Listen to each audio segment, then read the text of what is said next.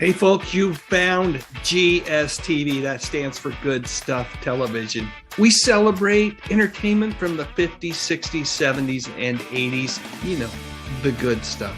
And the cool thing about GSTV, you never know what's coming up next. As I think back to the late 70s and early 80s, there is one show that I feel like really never got its due. Sure, WKRP in Cincinnati was a popular enough show, but it deserved more acclaim, more accolades, and quite frankly, to run a lot longer than it did on CBS TV. It was one of those shows that really deserves to be considered an all-time classic, and I don't know if WKRP got the respect it deserved back then, and definitely deserves now. A frequent question that I've gotten over the past couple of years, most recently from Patreon subscriber Justin Eilette, is whatever happened to Gary Sandy? It seems like he just disappeared, dropped off the face of the earth. Well, folks, I'm happy to report that nothing could be further from the truth. I'll provide an update on Gary's current activities in just a moment, but first let's talk about WKRP a bit more. Just look at that cast. Holy cow, what a talented group of people. Among my favorites are Gordon Jump and Jan Smithers, who I've done videos about in the past. But really, when I think about it, they were all my favorites, including Sandy's Andy Travis, who is the station's program director. Before coming to WKRP, he had a perfect record of turning around radio stations that were struggling. But with the crazy crew at WKRP, well, he definitely has his hands full if he wants to keep that streak alive. Wikipedia points out that the show's wonderful opening theme song is about Andy and his decision to settle down in Cincinnati. Before WKRP, Sandy learned the ropes on daytime television. At the time, many of them were done live, and it was doing those network soap operas that he fostered a love for performing in front of a live audience. Sandy also found guest star gigs on shows like Medical Center, Barnaby Jones, and one of my favorites, Starsky and Hutch. And after WKRP, Sandy continued to pay the bills by working on shows like Murder, She Wrote and L.A. Law. But like I said, he loved performing in front of a crowd. So it should come as no surprise that Gary looked for opportunities to do live theater on Broadway whenever he could. In the early 80s, he took over for Kevin Kline after he left Pirates of Penzance. And then he joined a bunch of television legends for the revival of Arsenic and Old Lace. Wow, just look at that cast. As cool as being in Pirates of Penzance had to be, I think working with Marianne Cunningham and Barnabas Collins is even cooler. Over the years, Gary has continued to tour the country and do live theater. I found this picture on Twitter of a 2015 appearance on Kansas City radio station KCUR. Yep, just two program directors hanging out and shooting the breeze. And there is a wonderful interview with Gary that was done in 2017 by TV station WTSP in Tampa Bay, Florida, where Gary talks about being in town to help teach aspiring young actors about performing in live theater. I've got to say, I love it when I find examples of actors giving back, and this clearly appears to be one of those times. If you want to find that interview, just Google the name Gary Sandy with Great Day Tampa Bay. Even more recently, Gary has been performing on stage as hard-boiled pulp fiction detective Mike Hammer. The play is staged in such a way that it is presented as a live radio production from the 30s or 40s. While Sandy roams the stage in character, the other actors actually perform as the radio cast in studio, bringing the drama to life. Being a fan of old-time radio dramas, I'd really love to see something like this if it ever came to Utah. End of the day, perhaps Gary says it best when people ask him where he's been. He simply replies back, "I never went away." In one of the interviews that I read as I prepared to make this video, Gary talked about how odd it is to turn on the television and see a younger version of himself on screen. I've got to admit, I hadn't thought much about what that kind of experience would be like. I can only imagine it could be both fun and a melancholy experience. One more little bit of trivia for those who have ever been asked the eternal question, Bailey or Jennifer, Gary answered it years ago, as he was in a brief relationship with Lonnie Anderson. Okay, now it's your turn. Please share your memories in the comments section, and while you're at it, I'd love a thumbs up if you enjoyed this video, and I would be honored if you would consider subscribing to my channel. I talk about music, movies, and television, mostly from the 50s, 60s, 70s, and 80s. You know, the good stuff. But most importantly, and as always, thank you for watching. From the producers of Starsky and Hutch, Charlie's Angels. They work for me. My name is Charlie. Meet Jill, Kelly, and Sabrina, tempting angels who could capture any man. Charlie's Angels.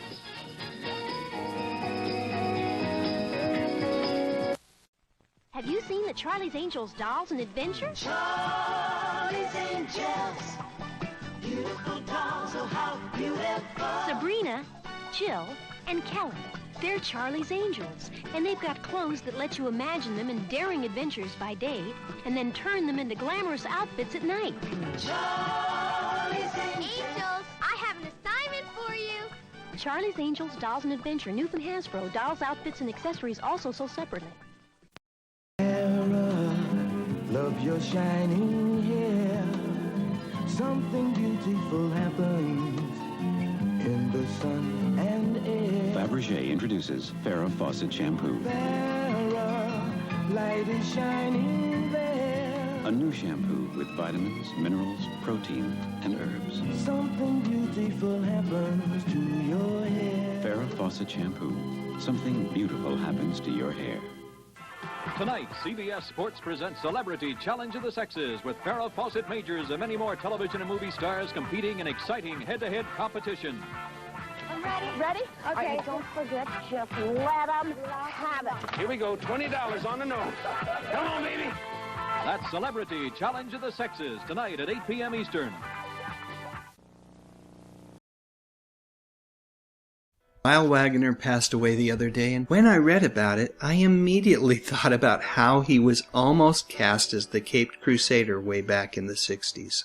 Yep, Lyle was passed over in favor of Adam West, and while West truly owned the role of Batman way back then, I believe that Waggoner could have definitely given him a run for the money when it came to bringing millionaire socialite Bruce Wayne to life. The thing about Lyle is that he certainly looked the part.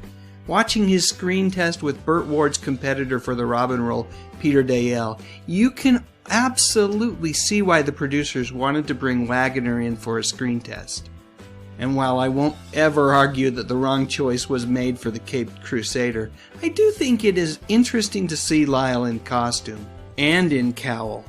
One has to believe that Lyle Waggoner was most likely pretty darn excited at the possibility of playing Batman on primetime television, and I'm sure it was extremely disappointing when he didn't get the role.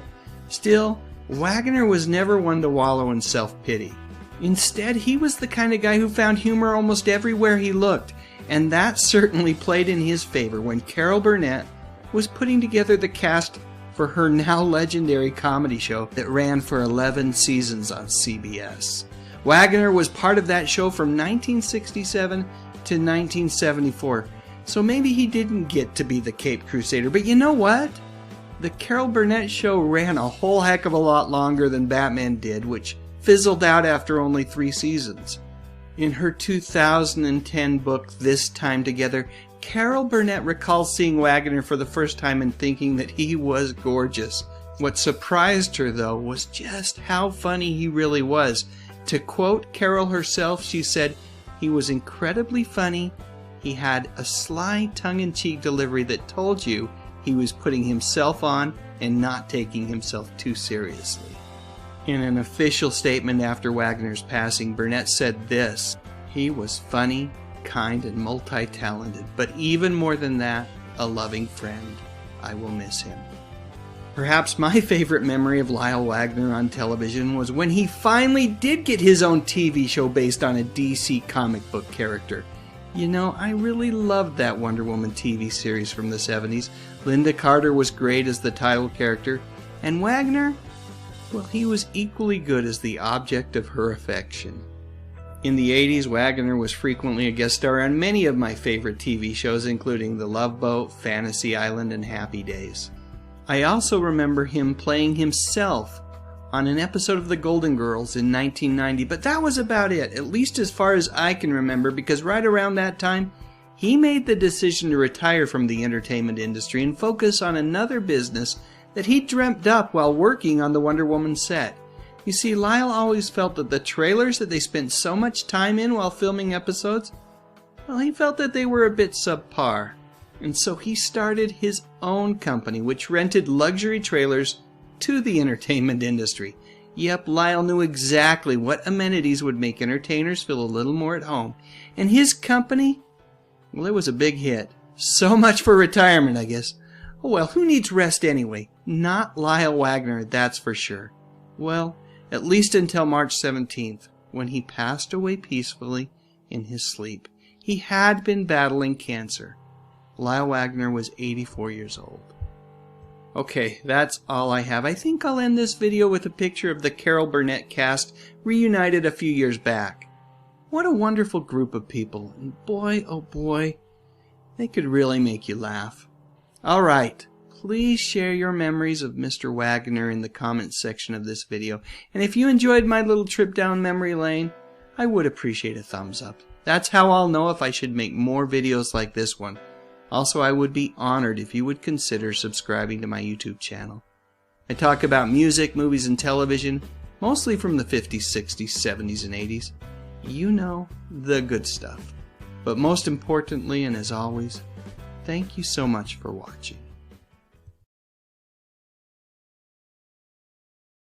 I was walking along, minding my business, when out of an orange-colored sky, slam, bam, zowie and wham, 4 evil crooks came by. I was singing a song, drinking in sunshine, acting as friendly as could be. Crunch, plop, crackle and pop, they threw their curves at me. Somebody yelled, "Hey, Batman, what are you waiting for?" With a zap and a crack, I began my attack. After that, they were flat on the floor. So I'm walking along, carefully watching, in case they should make another try. Zonk, pow, here they are now, out of an orange-colored sky.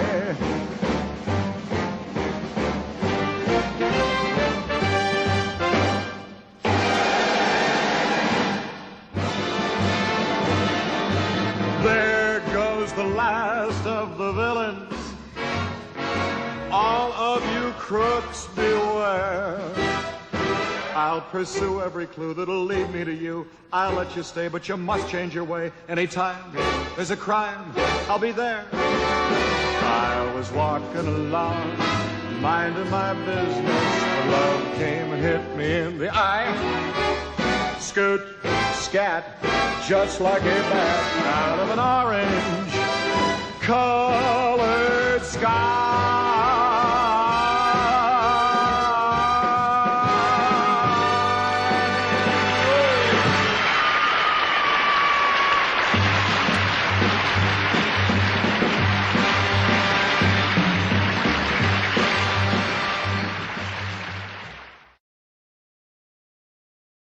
Hey folks, you've found GSTV. That stands for Good Stuff Television. We celebrate entertainment from the 50s, 60s, 70s, and 80s. You know, the good stuff. And the cool thing about GSTV, you never know what's coming up next.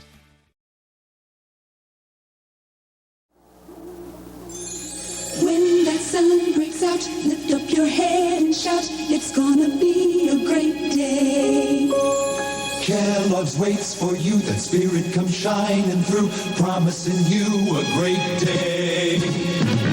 How could you think of starting this bright new morning without your K-double-L?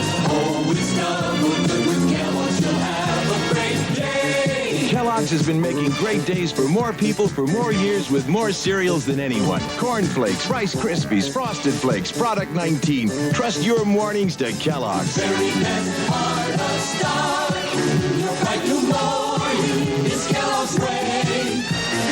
It's not far away. Kellogg's will help you say there's gonna be a great, we're gonna see a place. It's gonna be a great day. Saturday, how did Mama and Eunice get busted with the ladies of the night? Hey, Grandma, God love you, and your ape is still at it. Mama's Family. Then on Teachers Only, who's trying to scare Diana and Sam? Are you beaten? No. I'm going back to work. Come on over to our place Saturday. You got a date, skin's looking great, cause Clearasil's ace. Face to face. See you at 8, skin's looking great, CJ's the place. Face to face. Clearasil gives you great-looking skin, even close up. Inside, it kills bacteria to dry the pimple. Clearasil's ace. Face to face. Outside, it soaks up all the excess oil. Feeling first great, cause skin's looking great, cause Clearasil's ace. Clearasil, for skin that looks great, even close up. Face to face.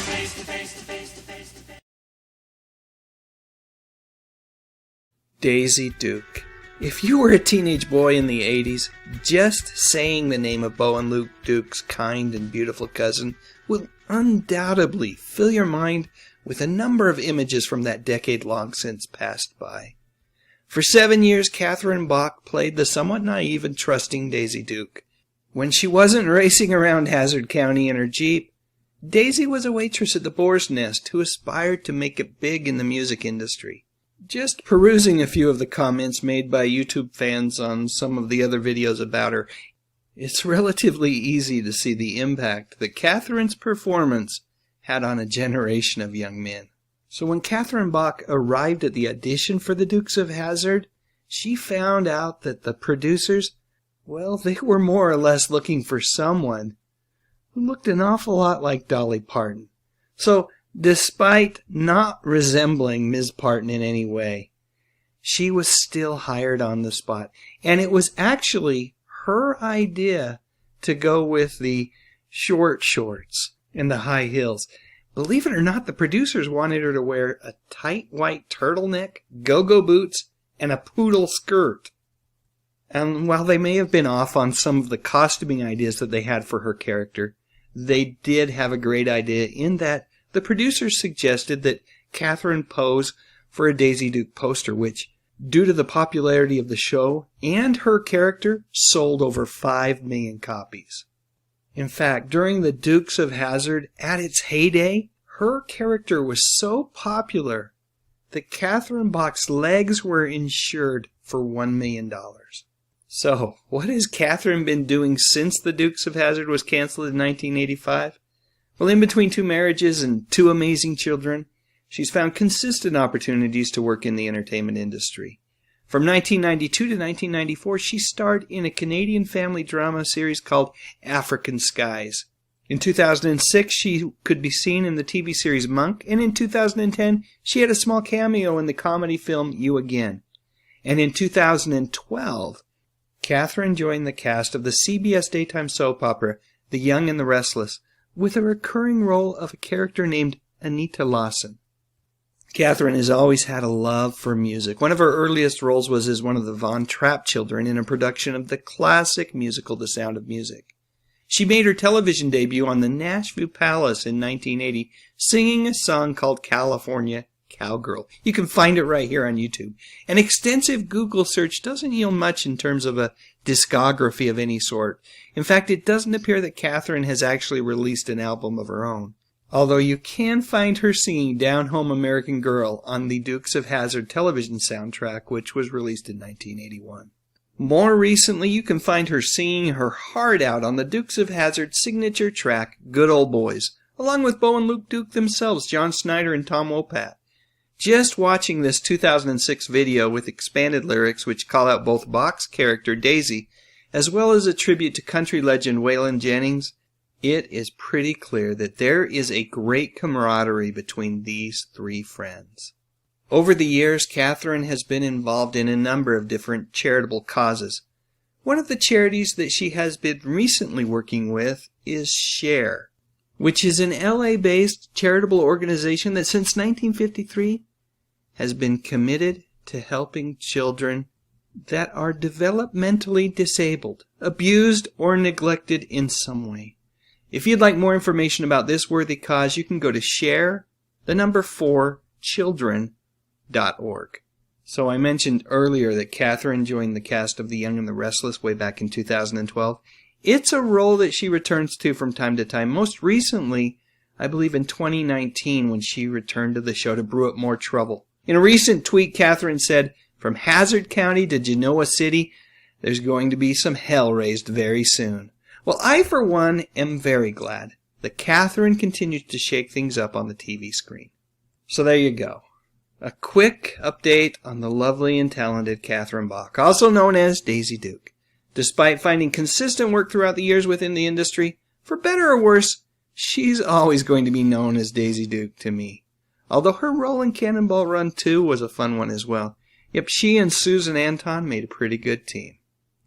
So what do you think? Was Daisy one of your favorite Dukes of Hazzard characters? If so, let me know in the comment section, and while you're at it, I would appreciate a thumbs up if you enjoyed this video, and what the heck?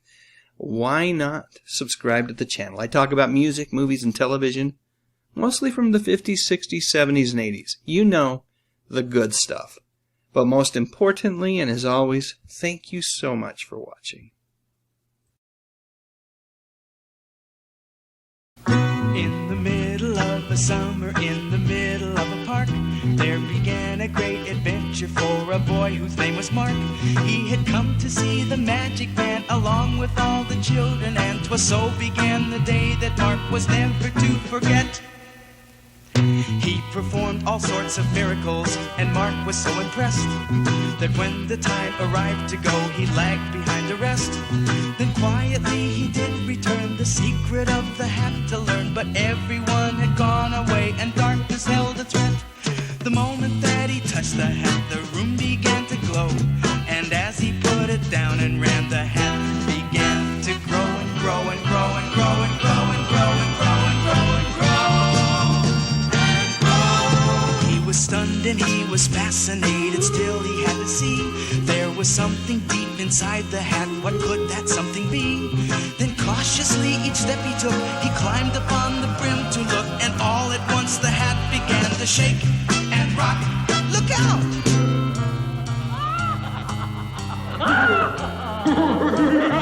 Falling, falling, into the hat he fell, spinning, turning, whirling, twirling, down, down. And when he looked into the skies, he couldn't believe his ears or eyes. Lidsville is the cookiest, Lidsville is the kickiest, Lidsville is the grooviest, Lidsville is a living and friend. If you get a chance to go there, you'll be glad you did, 'cause everybody who goes to Lidsville really flips his lid. How's that for a topper?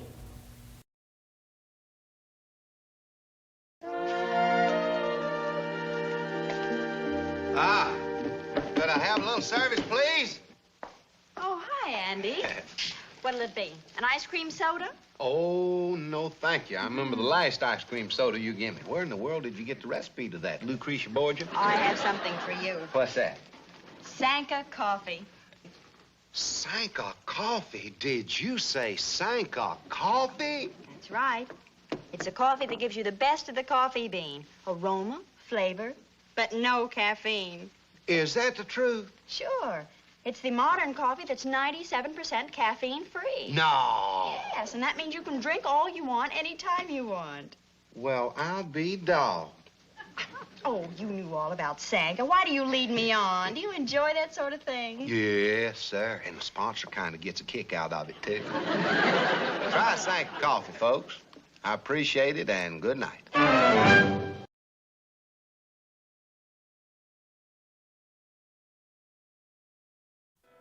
This guy, holy cow, way back in 1980, I thought he was just about the biggest star in the world.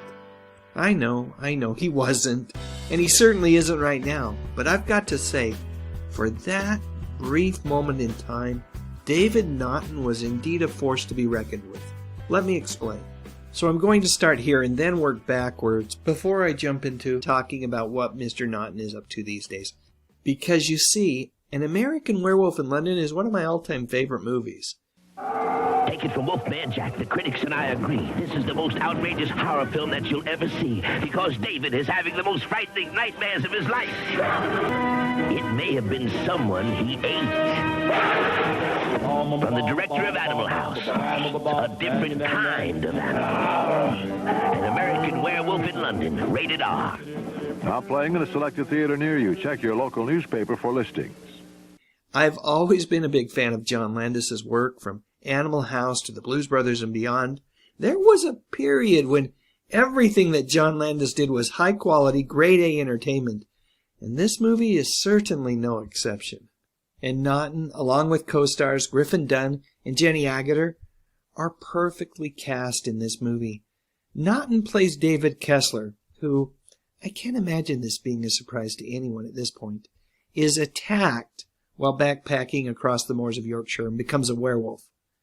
Like all of Landis's films, there are some pretty funny moments in this movie, but for the most part, I'd say this one is a horror movie most of the way through. And because Naughton is seen without clothes at certain points in this film, the good folks at the Dr. Pepper Bottling Company, well, they felt like they had to let him go from his commercial contract. These days, no one would care. But way back then, well, it was a pretty big deal. And an even bigger deal when you think about just how much Naughton lost. Much like his character David Kessler, this dude lost his shirt on the deal. Naughton had been in a grundle of Dr. Pepper commercials over the course of 4 years prior to the release of An American Werewolf in London, and that Dr. Pepper jingle was quite the earworm that I can still hear in my head to this day. I drink Dr. Pepper, don't you know? It's the original taste that I love so. And the taste is making peppers everywhere I go. There's greeting peppers, eating peppers, choir peppers, shire peppers. Wouldn't you like to be a pepper too? There's winning peppers, spinning peppers, non peppers, fun peppers. Wouldn't you like to be a pepper too? Be a pepper, drink Dr. Pepper, be a pepper. You know what is another earworm? This song. Yep, Making It, as sung by David Naughton, was a hit. A top 10 hit, in fact, way back in 1979. Unfortunately, the TV series that the song Making It came from wasn't quite as successful, airing for only 9 episodes on ABC during the same year. Boy, that's disgusting. It makes my stomach crawl. Guys, listen, I told you it's a mistake.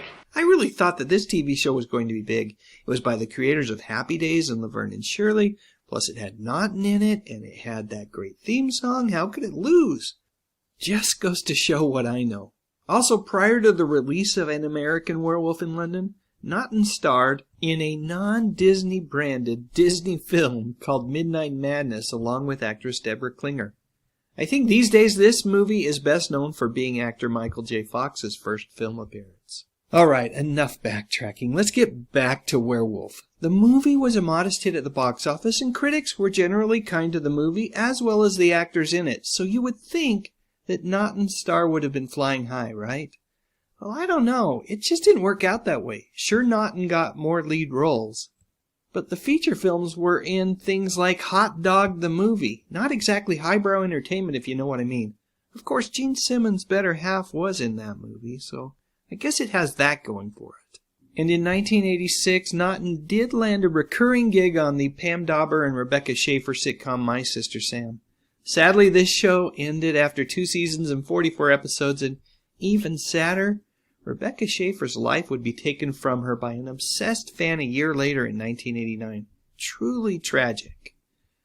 But I'm getting off topic, as I often do, so let's get back to David Naughton. In '88, he starred in the Vanna White TV movie Goddess of Love, and after that, Naughton seemed to pay the bills by showing up as a guest star on a bunch of different TV shows like Murder, She Wrote, MacGyver, Seinfeld, Diagnosis Murder, Melrose Place, and even Touched by an Angel. Whew, this guy definitely knew how to stay busy. That said, as the years passed, David became more known as a hard-working and dependable journeyman actor instead of that big box office draw like, say, Michael J. Fox. So what has happened to David Naughton over the past couple of decades? Where did he go? Well, he did manage to have a life outside of the entertainment industry. He got married, had a couple of really great kids, and since it is relatively clear to me that, based on my research, David values keeping his personal life private, I'll just leave it at that. But he has also been steady at it when it comes to finding work. In addition to showing up on TV shows like Psych, Big Love, The Mentalist, and Grey's Anatomy, Naughton has also done quite a bit of voiceover work on both animated TV shows as well as computer games. And in 2013, he was cast as a regular on the TV show Granite Flats, playing a character named Dr. Millard Widdowson, the head of Granite Flats Hospital and the CIA contact for Project Madman, part of Project MKUltra. I only caught a couple of episodes of that particular series, but it sounds downright X-File-ish.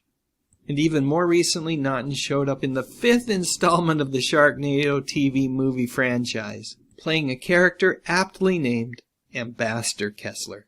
Could it be that this guy's first name was David, and that Naughton was actually playing the same character that he played so many years ago in An American Werewolf in London?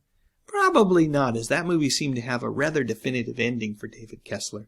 Probably just a nice shout-out and a tip of the hat to pop culture geeks everywhere, such as myself. Like I said earlier, David does seem to value keeping his private life exactly that, private. But I do feel like it's okay to point out that he does have a Facebook page, and based on the photos that are publicly available to view there, I would say that it is legitimately him. However, if you really want to connect with Mr. Naughton, your best bet is to hit one of those fan conventions that comes to most major cities 1 or 2 times each year. I love that David finds time to attend these events, and by doing so, continues to connect with horror and science fiction fans both young and old. Alright, let's end this thing here with a picture of Jenny Agutter. I hope I'm pronouncing her name right. As much as I liked her in An American Werewolf in London, I think I enjoyed her even more in Logan's Run, and then later on in a little movie called Darkman. But that, my friends, is a topic for another day. Right now, please share your memories in the comments section, and while you're at it, I'd love a thumbs up if you enjoyed this video, and I would be absolutely honored if you would consider subscribing to my channel. I talk about music, movies, and television, mostly from the 50s, 60s, 70s, and 80s. You know, the good stuff. But most importantly, and as always, thank you so much for watching. Hey folks, you've found GSTV. That stands for Good Stuff Television. We celebrate entertainment from the 50s, 60s, 70s, and 80s. You know, the good stuff. And the cool thing about GSTV, you never know what's coming up next. Thank you.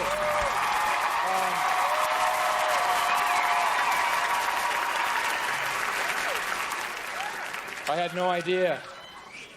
I had no idea it was so dressy. You know, when I was a kid, my brother and I would curl up on the couch with a blanket and a bowl of Count Chocula and watch TV. On Saturday morning, there was only one show we were going to watch. No, the McLaughlin Group. Everyone in the industry knows they're a hard get, so they're not here today. But as soon as that show was over, we'd turn to insane lizards, dinosaurs, and monkey people.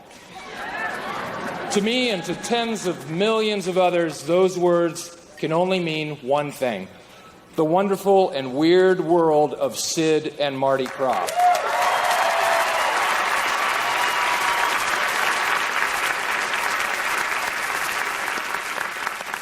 These two brothers were television pioneers and innovators. From their landmark kids television series in 1969, H.R. Pufnstuf. Yes. Through the 70s and 80s and until today, they have proven that strange worlds with vivid colors and bizarre characters can exist and be experienced even without dropping acid. We all have our Sid and Marty Krofft favorite shows and characters, from the superheroes Electra Woman and Dinah Girl to Ranger Rick Marshall in Land of the Lost, who will soon be seen again in theaters near you and then undoubtedly garner an Academy Award for some lucky actor. For over 5 decades, the Kroffts have shared their vision, their artistic genius, and the amazing worlds they created for television. Let's take a look.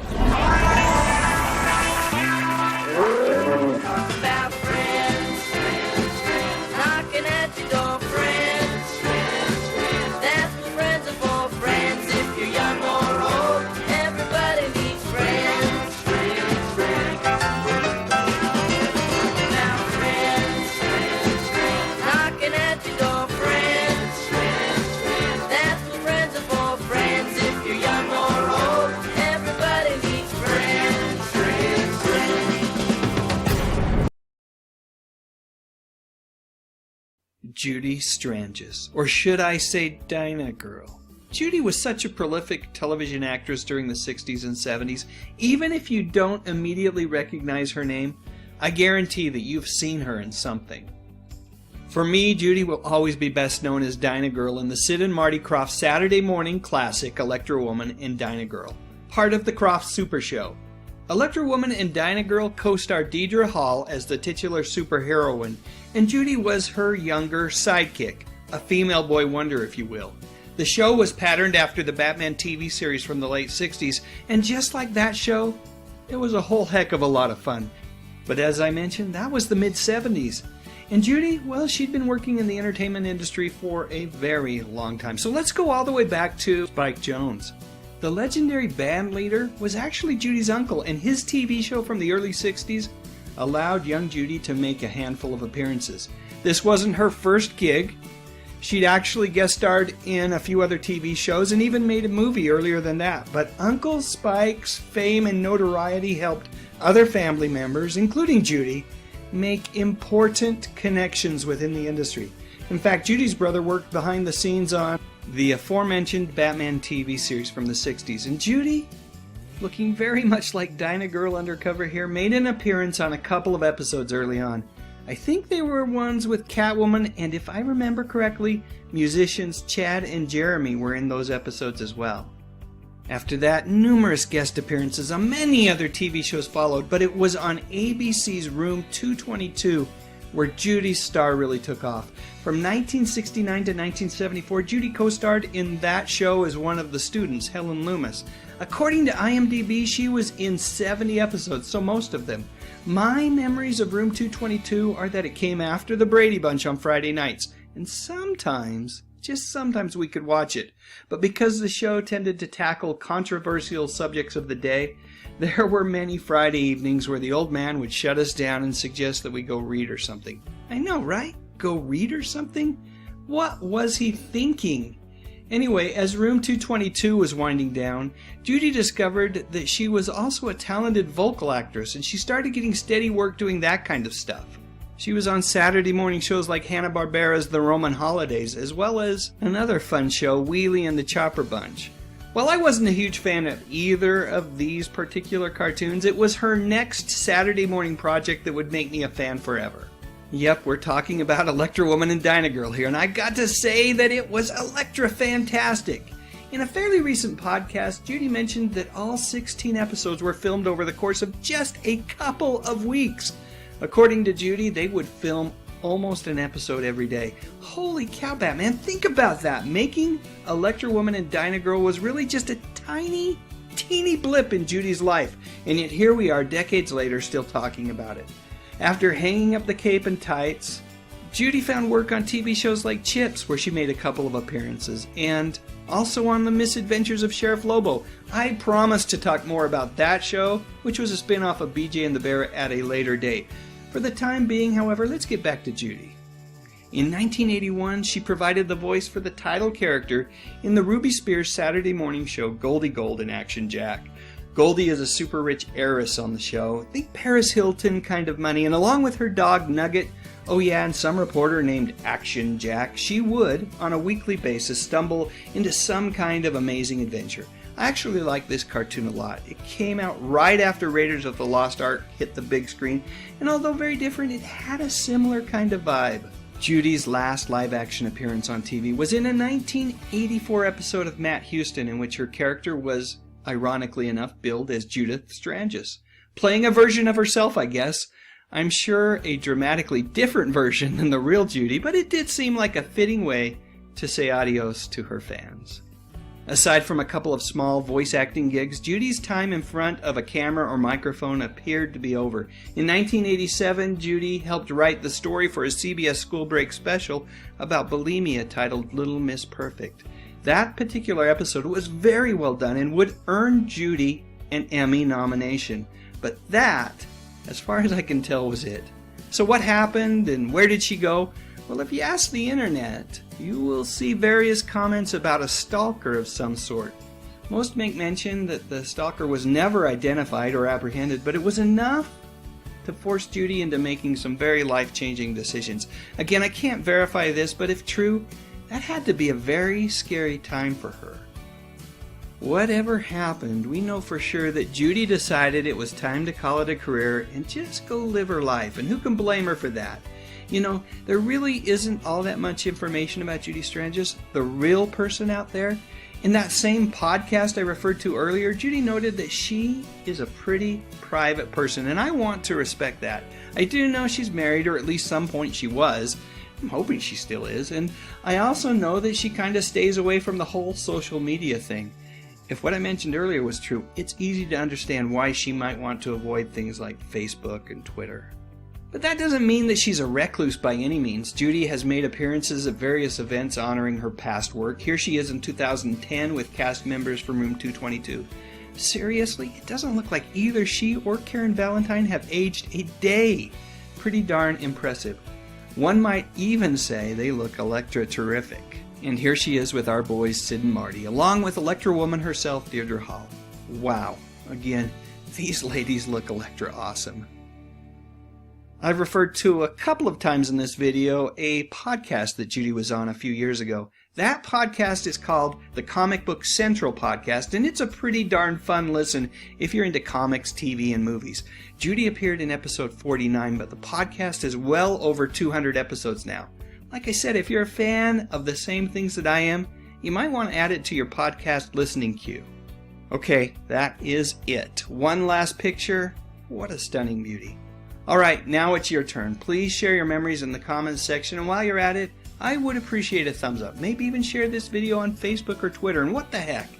Why not subscribe to the channel? I talk about music, movies, and television, mostly from the 60s, 70s, and 80s. You know, the good stuff. But most importantly, and as always, thank you so much for watching.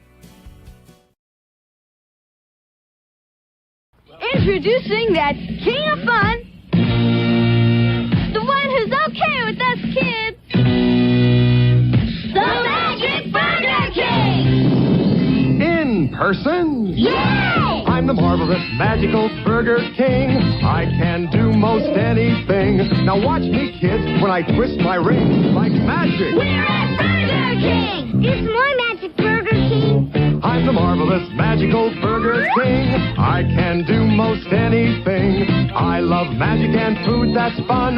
So I'll make a burger disappear, make it come back here. Turn apples into pies right before your eyes. Turn onions into rain. As we can see. Put a shiver in the shake. It's easy for me. I'm the marvelous, magical Burger King. I can do most anything. I love magic and food that's fun. So You got fun for everyone. Burger King, yay! Hey, kids, what do you get when you take a bowl and a can of alphagetti? You get 100 billion words in every can of alphagetti. Like Dr. Kittens, where's your mittens? Time for school, don't be a nil. Where's my mommy? I caught an empty tummy. You get 100 billion words in every can of alphagetti.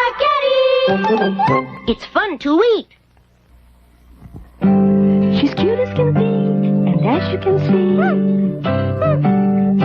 she sneezes Bless you, baby tender love. Loving her is lots of fun when your tender love's the one who sneezes. Bless you, baby tender love. Bless you, baby tender love. I'll take care of you. Bless you, baby tender love. The doll that sneezes. New from Mattel.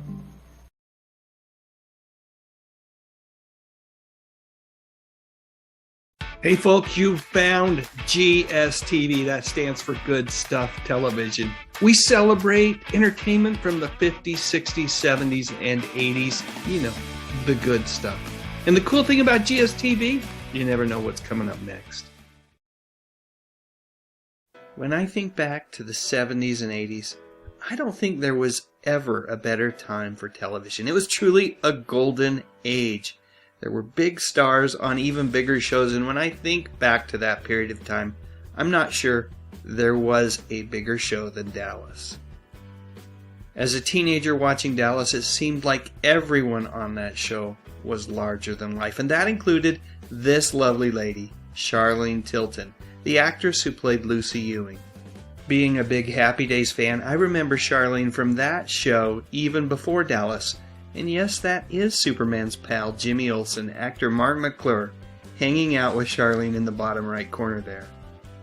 Getting back to Dallas, even if you weren't a fan of the show, you knew about it.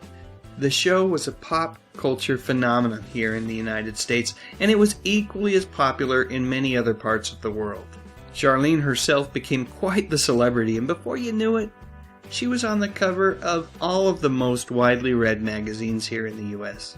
And you know you've really made it when you are offered a chance to host Dick Clark's New Year's Rockin' Eve, which, if you ask me, is still the best way to ring in the new year, even if Dick himself is no longer around. Charlene also made the obligatory guest spots on shows like Love Boat and Fantasy Island. Heck, she even hosted that infamous episode of Saturday Night Live that got comedian Charles Rocket fired for dropping the F-bomb on live TV.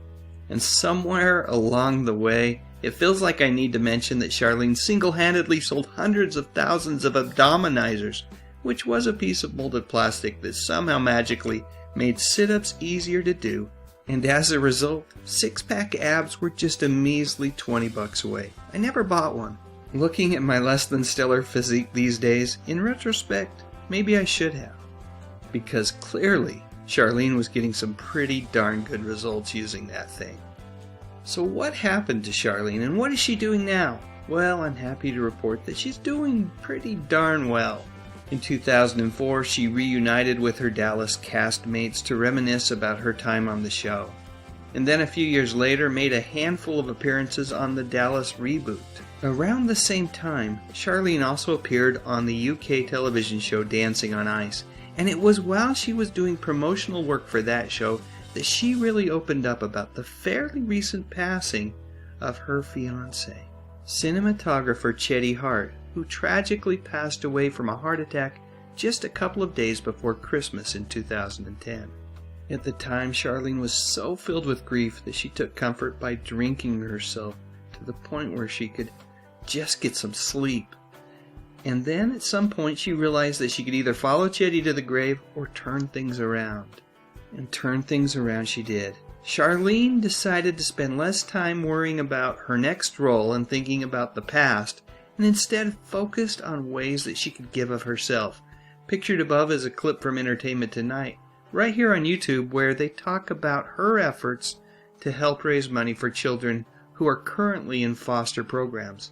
This is something that Charlene is super passionate about because she was in the foster care system herself as a child. Charlene is also a board member and ambassador for a not-for-profit group called Actors for Autism, and can frequently be found helping to lead workshops designed to make people on the autistic spectrum feel like inclusion in the entertainment industry is a reality, not a dream. Another project that Charlene has been working on for decades now is her very talented daughter, Cherish Lee, who is both an actress and a singer. Cherish's father is country singer Johnny Lee, who had a pretty big hit in the early 80s titled Lookin' for Love. If I had to pick a favorite song from Cherish, I'd suggest you give Ones You Leave Behind a spin. I don't know if it is or not, but the song really sounds quite autobiographical. Okay, now it's your turn. Please share your memories of Charlene in the comments section, and while you're at it, I'd love a thumbs up if you enjoyed this video, and I would be absolutely honored if you would consider subscribing to my channel. I talk about music, movies, and mostly television from the 50s, 60s, 70s, and 80s. You know, the good stuff. But most importantly, and as always, thank you so much for watching. Why are so many people drinking Diet Coke and seeing Steve Martin and Daryl Hannah's new movie, Roxanne? It's as plain as the nose on your face.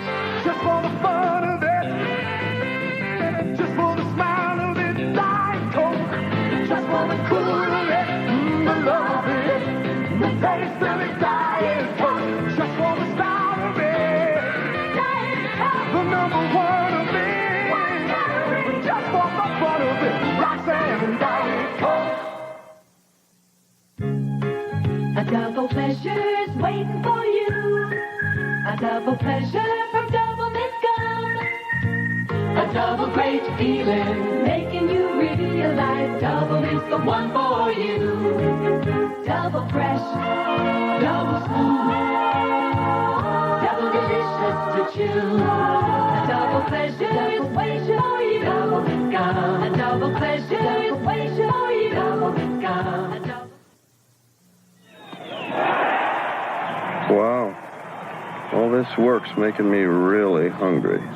McDonald's introduces Super Summer Sizes. Laps around the pool make me so thirsty. Larger than large mega servings of icy Coca-Cola, golden fries, and thick milkshakes, but for a limited time only. So drive through today. Serving up summertime at McDonald's. Okay, so where do I start with this one? Seriously, folks, I'm going to have to rein myself in a bit, because for about 10 years, from the mid-70s on, it felt like Christy McNichol was everywhere. But since this video is a whatever happened to video, I'm only going to mention a handful of my favorite memories before I provide an update regarding what she's been up to more recently. Otherwise, this thing could last hours. I still remember this Dynamite magazine, and even though it says Meet Christy McNichol, I'm pretty sure I already knew who she was. Even before she became a breakout star on the TV show Family, more on that in a moment, she had been in commercials and guest starred on a number of shows like Starsky and Hutch and The Bionic Woman. However, like I said, it was on Family where Christy really became a breakout star. She was the youngest member of the Lawrence family, a tomboy nicknamed Buddy. And I don't know, maybe it's just my old foggy memory, but it seemed like many of the shows during its 5-season run centered on Buddy. A couple of other things worth mentioning are that, yes, that's a pre-Family Ties Meredith Baxter Bernie there, and the actor who played the father on this show is James Broderick. Yep, that's right, father of Ferris. And here she is, cute as a button with Scott Baio, guest starring on The Love Boat. Seriously, folks, back then, being on The Love Boat was a rite of passage for every up-and-coming young star, as well as many of the really big stars from Hollywood's golden age. And I've also got to mention Little Darlings. If I remember correctly, this was Christy's first big starring role in a major motion picture. I haven't seen this movie in years. I kind of wonder if it holds up. Still, the cast is great. Along with Christy, you've got Tatum O'Neal, Armand Assante, and a very young Matt Dillon. And even though it was a major flop, I've got to at least, for a moment, talk about the pirate movie. Sure, there are a lot of things that you can nitpick about this film, but the soundtrack is incredible, and it was here that it dawned on me that Christy really had a wonderful voice, and it was clear that she loved singing. Why this is so surprising, I do not know. Because prior to this movie, Christy had released an album with her brother Jimmy and done some singing in the movie The Night the Lights Went Out in Georgia. Somewhere after the pirate movie and before Just the Way You Are, I remember hearing about difficulties that the studio was having getting that movie completed. I also vaguely recall hearing that there were issues with getting Christy on the set.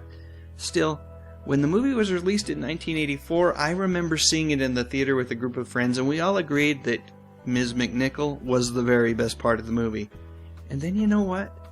She kind of disappeared for a few years. Rumor has it that she just wanted to live a normal life and went back to school to learn how to cut and style hair. And then in 1988, Christy resurfaced on Empty Nest, an NBC situation comedy which was a spin-off from one of my favorite shows, The Golden Girls. This TV series was a ton of fun, mainly because of the standout cast. Isn't that always the case? Which included Richard Mulligan, Dinah Manoff, and David Leisure. A year later, Christy bared her soul to People magazine and talked about her bipolar disorder and the severe depression that is brought about by a chemical imbalance in her body. Tough stuff, and Christy had been dealing with it for years. At the time the article was written, Christy had been working as an in-demand actress for over 20 years, and yet she was just 27. You know, when I think about other child actors that rode a similar wave of fame during the 70s and 80s, not many of them ended up in as good of a place as Christy. And that's even with the health issues that she was so bravely fighting. In 1992, Christy made the tough decision to leave Empty Nest. And when she returned for the series finale in 1995, that final bow she took on stage with the rest of her castmates, well, it really was a final bow. So what has she been doing since then? Well, the answer is really a whole heck of a lot. During the 90s, Christy hosted her own tennis tournament, which benefited the Help Group, a charity that serves children with special needs related to autism, learning disabilities, ADHD, developmental delays, abuse, and other emotional problems. Christy has also volunteered time assisting with marine wildlife conservation groups. From what I understand, she has even participated in rescues from time to time. End of the day, for a very long time, it seems to me that Christy had wanted one thing. Really, the one thing that fame and fortune in Hollywood couldn't give her. A normal life. Years earlier, when she'd gone to school to learn how to become a hairstylist, I think she knew that she was going to have to take really drastic action if she ever wanted any sort of normalcy in her life. And for that reason, in June of 2001, Christy announced through her publicist that she was officially retiring from acting. Now, to be clear, that retirement has been her way of saying that she wasn't going to be in front of the cameras anymore. It didn't mean that she didn't love the art and craft of acting. In fact, I've heard that Christy has spent some of her free time with up-and-coming actors, helping them to hone their talents. And in 2012, Christy came out of the closet and expressed a desire to be more open, honest, and authentic about the person that she truly was. At the time, she also said that she was coming out to try and help other kids who might be bullied because of who they were. I have just got to say, what a truly noble thing to do. And even more recently, Christy lent her support to the Los Angeles Valley College's music department and encouraged other lovers of music to do the same through the school's foundation, which provides student scholarships and supports various campus music programs. That type of support shouldn't come as a surprise to any of us who watched her sing her heart out decades earlier. In fact, Christy became familiar with the school's music department because she wanted an outlet for her passion for singing and enrolled in a class where she could participate in the college's choir. How cool is that? So, this Whatever Happened To video has my favorite kind of ending. The kind where I get to say that whoever is being spotlighted has managed to avoid most, if not all, of the pitfalls that far too frequently do folks in when it comes to the world of showbiz. Christy truly is living her best life. I'm sure it still has trials. I'm sure it still has its fair share of ups and downs. But you know what? It's a normal life. And that, when it comes right down to it, is a pretty darn good thing. If you're trying to find Christy out there on Twitter or Facebook, well, you're not going to have a whole heck of a lot of luck. But you know what? I think that's all right. I think that's part of her effort, her attempt to just step away from it all and live that normal life that I've talked about. All right, I can't help myself. We're going back to the pirate movie. If you want to watch that movie and hear Christy sing, the whole thing right now is on YouTube. At some point, they're probably going to take it down. But my guess is that there will always be somewhere online where you can watch this often maligned musical gem. So, do you remember Christy McNichol? And if so, what was your favorite movie or TV show that she was in? Let me know in the comments section, and if you liked this video, I'd love a thumbs up. I'd also be honored if you would consider subscribing to my channel. I talk about music, movies, and television, mostly from the 50s, 60s, 70s, and 80s. You know, the good stuff. But most importantly, and as always, thank you so much for watching. Hey folks, you found GSTV. That stands for Good Stuff Television. We celebrate entertainment from the 50s, 60s, 70s, and 80s. You know, the good stuff. And the cool thing about GSTV, you never know what's coming up next.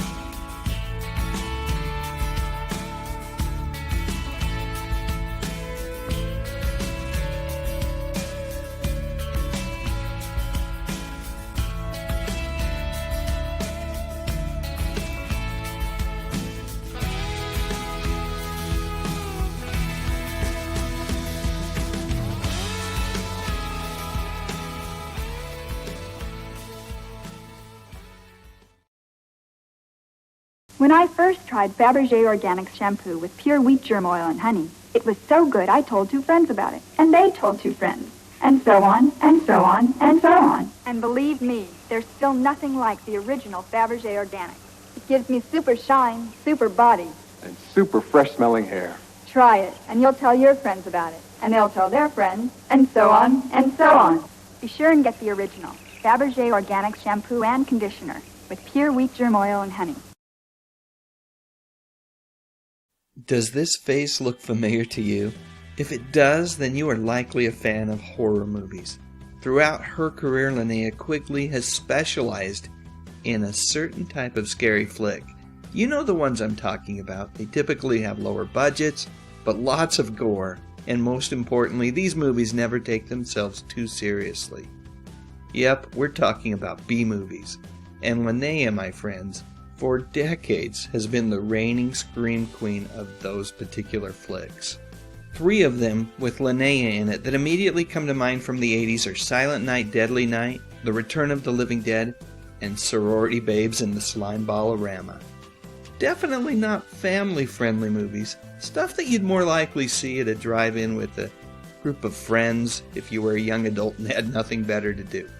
And I've got to admit, I have never seen any of these movies in their entirety. Still, way back then, I was very much aware of Linnea. How could I not be? While Jamie Lee Curtis and Adrienne Barbeau both seemed to only reluctantly acknowledge belonging to the Scream Queen sorority, Linnea celebrated the title, dare I say even cherished it. And much like the movies that she starred in, she never took herself too darn seriously. Case in point, this lovely video, Linnea Quigley's Scream Queen workout. During the late 80s and early 90s, it seemed like every celebrity had their own workout video. So it only makes sense that America's B-movie Scream Queen would have her own as well, right? Around the same time Linnea started hitting the talk show circuit, I remember seeing her on Chuck Woolery's show, and I know she was on others as well. And it was in this more serene setting that I realized that I had seen Linnea elsewhere. Don't move or you won't look good for the class pictures. What are you doing? You smell good. What? Joey, will you let me finish? You're fresh. It's so fresh. That's close-up. Close-up toothpaste? Why do you think they call it close-up? It's got real mouthwash to freshen my breath, and it gets my teeth as white as they can be. There, take a look. Nope. I'd rather look at you. Whiter teeth, fresh breath. Why do you think they call it close-up? Prior to finding her special niche in the film world, Linnea had been a struggling actress, willing to take whatever role necessary to put food on the table. Truthfully, I think she's pretty darn compelling in that commercial.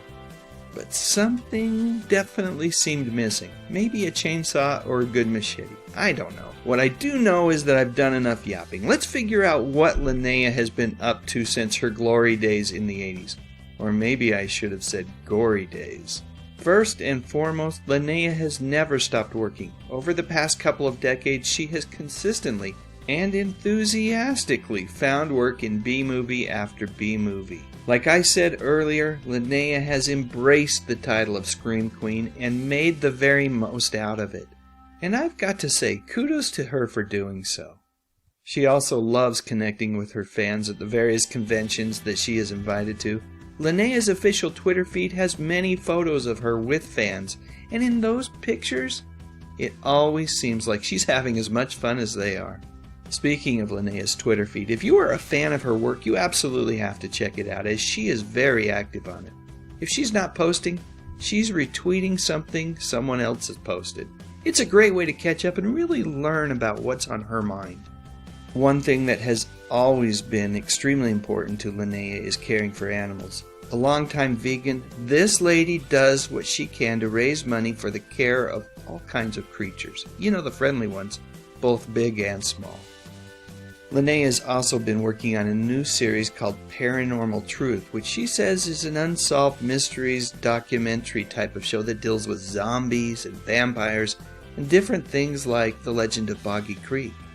As a longtime fan of Bigfoot, I can't wait to see her tackle that topic in a future episode. So there you go. That's what happened to Linnea Quigley. Alright, one last picture. Let's go all the way back to the mid-80s and Return of the Living Dead. Typically, Linnea is a blonde in her movies, but in this one, she was a punky redhead. So do you enjoy horror movies? And if so, are you a fan of Ms. Quigley's work? Let me know in the comment section, and while you're at it, if you enjoyed this video, I'd love a thumbs up, and I would be honored if you would consider subscribing to my channel. I talk about music, movies, and mostly television from the 50s, 60s, 70s, and 80s. You know, the good stuff. But most importantly, and as always, thank you so much for watching. Jordache has the fit that's right. The Jordache look. The Jordache look. There really is a Kentucky Fried Chicken school. Yep, today we're making the Colonel's original recipe. What have you learned? Fresh chicken makes the best chicken. And that we use 11 herbs and spices. Oh, but that's the Colonel's secret. And special pressure cooking. So it's always tender and juicy. Looks like you've learned to make great chicken. Only way to serve our customers right. It's so nice to feel so good about a meal, so good about Kentucky Fried Chicken. Honey, you're going to be just beautiful tomorrow. A Coke and a smile. Okay, everybody, let's get this rehearsal going. Makes me feel good. That's the way it should be. And I'd like to see the whole world smiling with me. Have a Coke and a smile. Has Wayne Newton split with his wife and hit the jackpot with his new romance? Inquiring minds want to know. I want to know. Can you lose weight by switching from celery to sweets? This week's National Enquirer tells you. How can you put office troublemakers in their place? What curse of death and disaster haunts the Super Bowl? It's in the Enquirer. What bizarre surprises popped up on Caroline's wacky honeymoon? Find out in the Enquirer. Over 100 features for people with inquiring minds. Like me. One Day at a Time has moved. The craziest cast of characters in some of their zaniest adventures ever now come to you in the morning at a brand new time. Anything goes, and it usually does. So be sure to watch us, because it all happens one day at a time. Now at 10 Eastern, 9 Central and Pacific. This is CBS.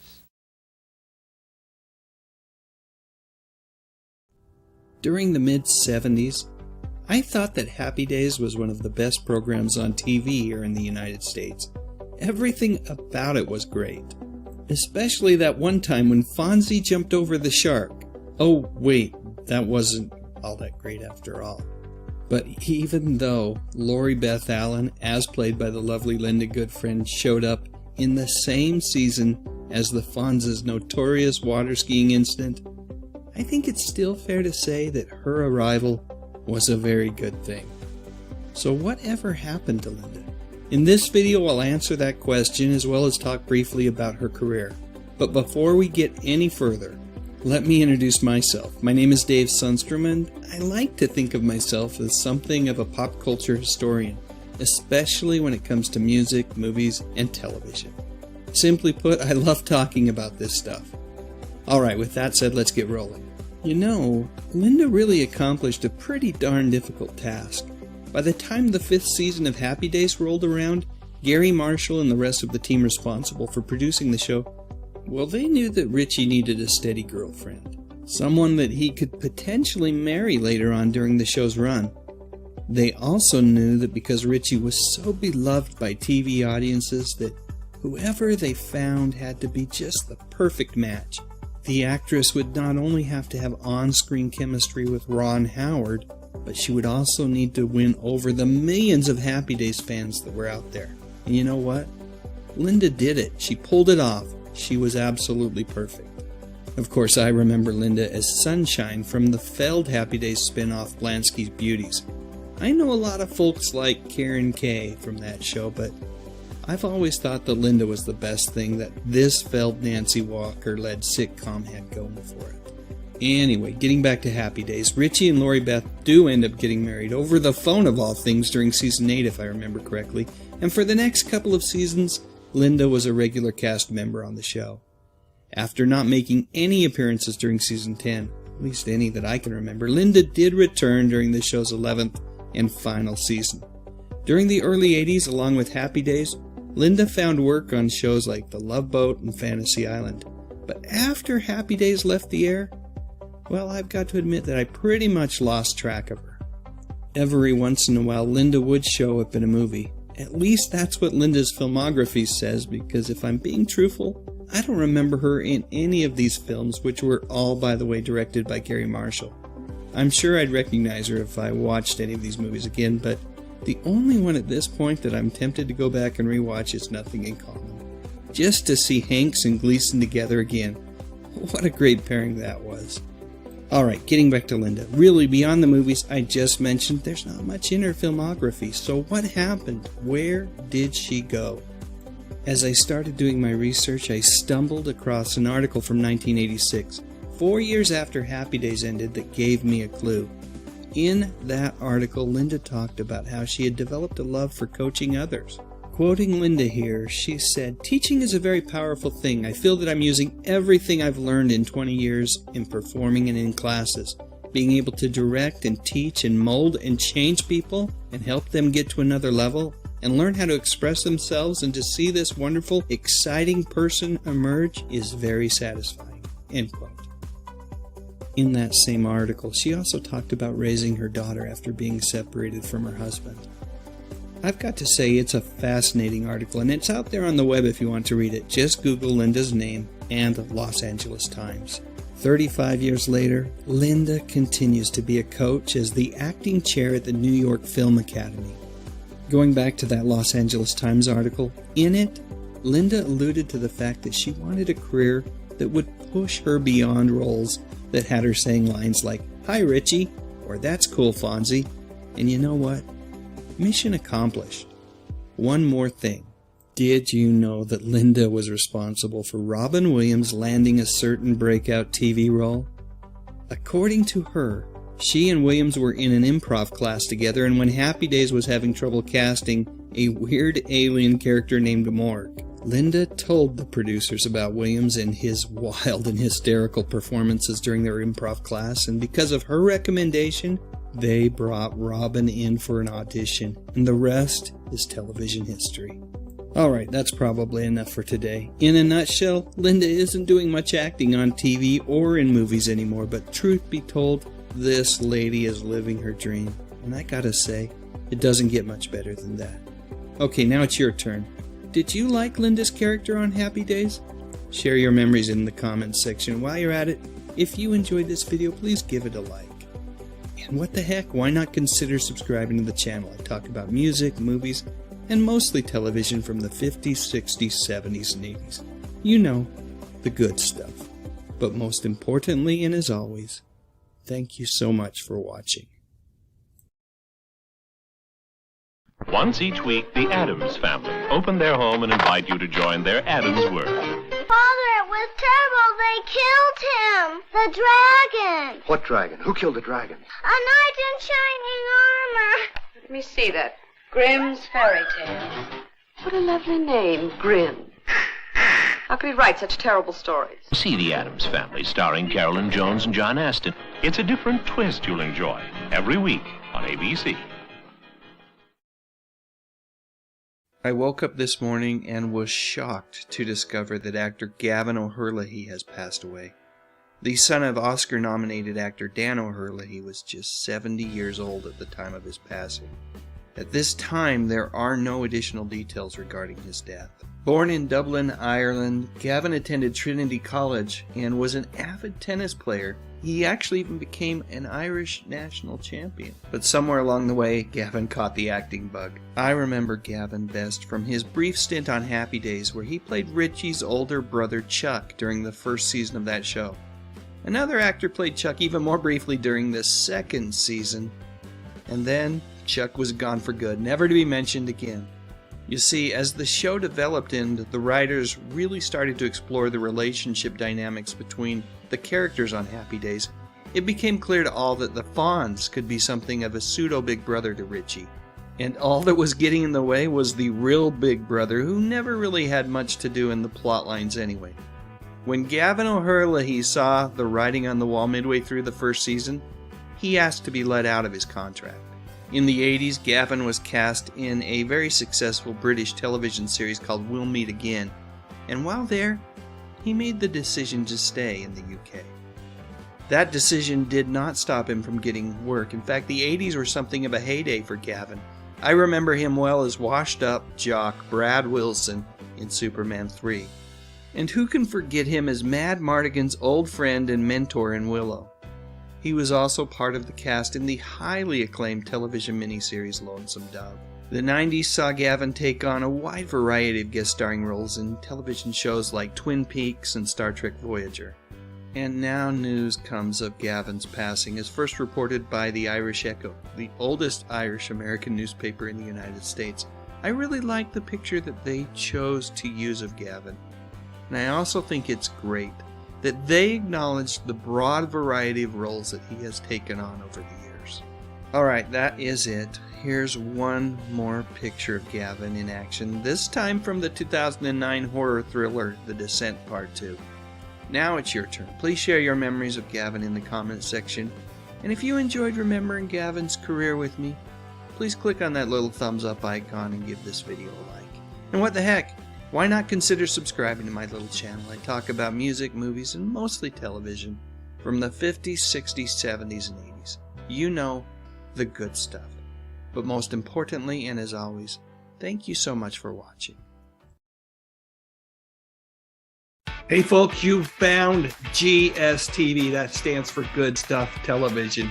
We celebrate entertainment from the 50s, 60s, 70s, and 80s. You know, the good stuff. And the cool thing about GSTV, you never know what's coming up next. There's more for your life. Arnie's here, Atari 2, a catalog of all that's new. There's more for your life at Sears. In store for you, a Bell phone store, friendly smiles, all the latest bathroom styles. There's more for your life. In store for your life. There's more for your life. At Sears. Wednesday. There's a shark out there! Just when you thought it was safe. She's been kidnapped! Terry's the bait for a bigger fish. I want you to kill a man. Cold Seavers. But you can't keep a good man down. What are you going to do to me? It depends on you. He's the fall guy. Wednesday on ABC. There's a new cereal in the neighborhood with O's and ghosts. Tastes real good. Ghostbusters. Marshmallow ghosts, fruit-flavored O's. Ghostbusters taste great with milk and juice and toast. A nutritious breakfast with the ghosts. Ghostbusters. Fruit-flavored O's. Ghostbusters. Marshmallow ghosts. Ghostbusters. What are you gonna crunch? In class, he's just another face in the crowd. In heaven, the hottest dance club in town. He's the main attraction.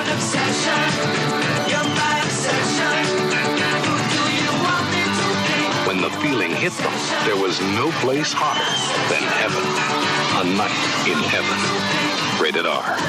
Starts Friday at a selected theater near you. The honest beauty of Stephanie Powers. My makeup has to look as if it's part of me. So my makeup is moisture wear. Make it yours. 1 week from tonight, a motion picture that takes you beyond imagining. The day before. There's not going to be a war, is there? The day of. This is not an exercise. Over 300 missiles inbound now. The day after. Parental discretion advised. Lawrence, Kansas. Is anybody there? Anybody at all? The finer things in life. Happily, some are affordable, like Grey Poupon Dijon mustard. Grey Poupon is so fine, it's even made with white wine. Its original French Dijon recipe adds distinctive flavor to beef, pork, and poultry, salad dressing and sauces, and of course, sandwiches. So enjoy one of life's finer pleasures. Pardon me, would you have any Grey Poupon? But of course. Grey Poupon. It even has wine. If you were a teen during the late 70s, then you probably remember Rex Smith fairly well. You see, this feller was all over the airwaves with a song called You Take My Breath Away. The song was from an NBC TV movie titled Sooner or Later, where a young 13-year-old girl falls head over heels for a singer-guitarist played to perfection by Smith, which shouldn't be surprising because he'd been trying to break into the music industry with a couple of different rock bands since the early 70s. Anyway, like I said, the song, You Take My Breath Away, came from that movie, and it was a big hit for Rex. I think it's a song that most of us have heard, as it made it all the way to the top 10 in the Billboard Hot 100 chart during the summer of 1979. And of course, along with the song came all of the coverage in those teeny bopper magazines. Yep, for a little while there, Rex was right up there with Andy Gibb, Sean Cassidy, and Leif Garrett. How do I know all this stuff? Well, my sister Valerie was just 10 months younger than me. Smith's last big charting musical hit was his 1981 duet with Rachel Sweet, a cover of the classic song Everlasting Love. I actually like this song a lot, and the music video even more. It's got an energy to it that's just a ton of fun and well worth tracking down if you don't remember it. Other things that I remember Rex in during the early 80s was Pirates of Penzance, both the play and the movie. Pirates wasn't Rex's first time on the theatrical stage. He'd also made a name for himself way back in '78 starring as Danny Zuko in Grease. And at some point, I also recall him spending some time on Solid Gold. I believe he replaced Andy Gibb, at least for a while. Anyway, it's not often that I find a reason to throw in a picture of pop culture icons, the Solid Gold dancers. So there you go, and you're welcome. Anyway, all this is leading up to a couple of things that I think are the pinnacle of Mr. Smith's entertainment career, at least for me. The first thing being Street Hawk.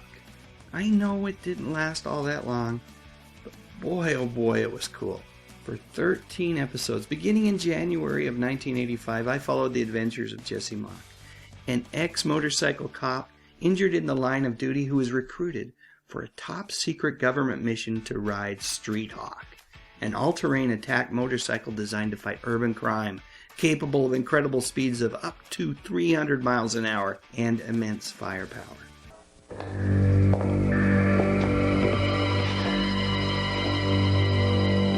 This is the man.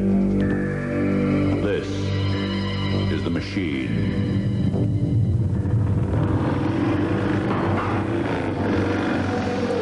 This will be the year of the Street Hawk, beginning Friday, January 4th on ABC. So after Street Hawk, I kind of lost track of Rex for a while. But I did say that there were two things. And the second one is his appearance in the 1989 TV movie The Trial of the Incredible Hulk, where Rex became the first actor to play a live-action version of one of my favorite Marvel comic book heroes, Daredevil. David Banner wanted to end the running. He wanted to live in peace. You have to stop someplace. But once again, they made him angry. Maybe angry enough to kill. Maybe I belong in a cage. Now, imprisoned, he will struggle to hide the fury within him. But he will not succeed. I can't stand trial. You have no choice. Because now David Banner faces his greatest trial. The trial of the Incredible Hulk. Without a doubt, there have been other actors since that time who probably have done a better job of playing the character. But truthfully, I don't blame Smith for how Daredevil turned out in this movie. He did the best that he could with the material that he was given. So what did happen to Rex Smith, and where is he now? Well, would it surprise you if I told you that he hasn't wandered away too far from the things that made him famous decades ago? Yep, Rex continues to record and perform music to this very day, and you know what? Based on the videos that I've seen here on YouTube, I'd say he sounds just as good today as he did back in the late 70s. And very recently, Rex returned to the stage to perform in a live adaptation of the classic movie Love Actually. Rex also has a one-man play titled Confessions of a Teen Idol that has been described as a wild and fascinating, sometimes dramatic, yet very hilarious musical storytelling journey. And along the way, Rex has been married 4 times and has 4 children, one of whom is a son that he didn't know that he had until 1997. I won't tell that story here, but you can learn all about it right here on good old YouTube if you search for Rex Smith and Oprah Winfrey. All said, if you ask me, I think that Rex has done a pretty good job for himself over the years. He's lived and loved according to his terms, and along the way, he's entertained the heck out of his fans. Not a bad legacy at all, if you ask me. And if you were to ask him, I bet he'd tell you that he's not done yet. So there you go, the answer to whatever happened to Rex Smith. Do you have a favorite memory involving Mr. Smith? Or maybe just a memory from that era when he was most popular? Please share it with me in the comments section, and while you're at it, I'd love a thumbs up if you enjoyed this video, and I would be absolutely honored if you would consider subscribing to my channel. We talk about music, movies, and television, mostly from the 50s, 60s, 70s, and 80s. You know, the good stuff. But most importantly, and as always, thank you so much for watching.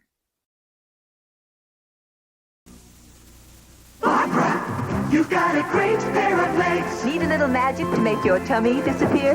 Try my magic. Legs Control Top Pantyhose with feel-free control. Legs Control Top holds you in all the right places, but you feel free as a breeze.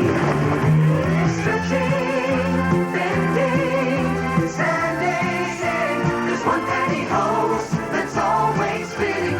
Nothing beats a great pair of legs. I will forever associate Andy Gibb with my high school years. When I entered into the 9th grade, it was 1978, and Andy was riding high on the success of his first 2 albums, Flowing Rivers and Shadow Dancing. Even if you didn't like his music, you really couldn't avoid this guy. He was everywhere. Everyone knew that he was the Bee Gees' little brother, and you know what? He was even more famous and popular than they were at the time, if that was possible.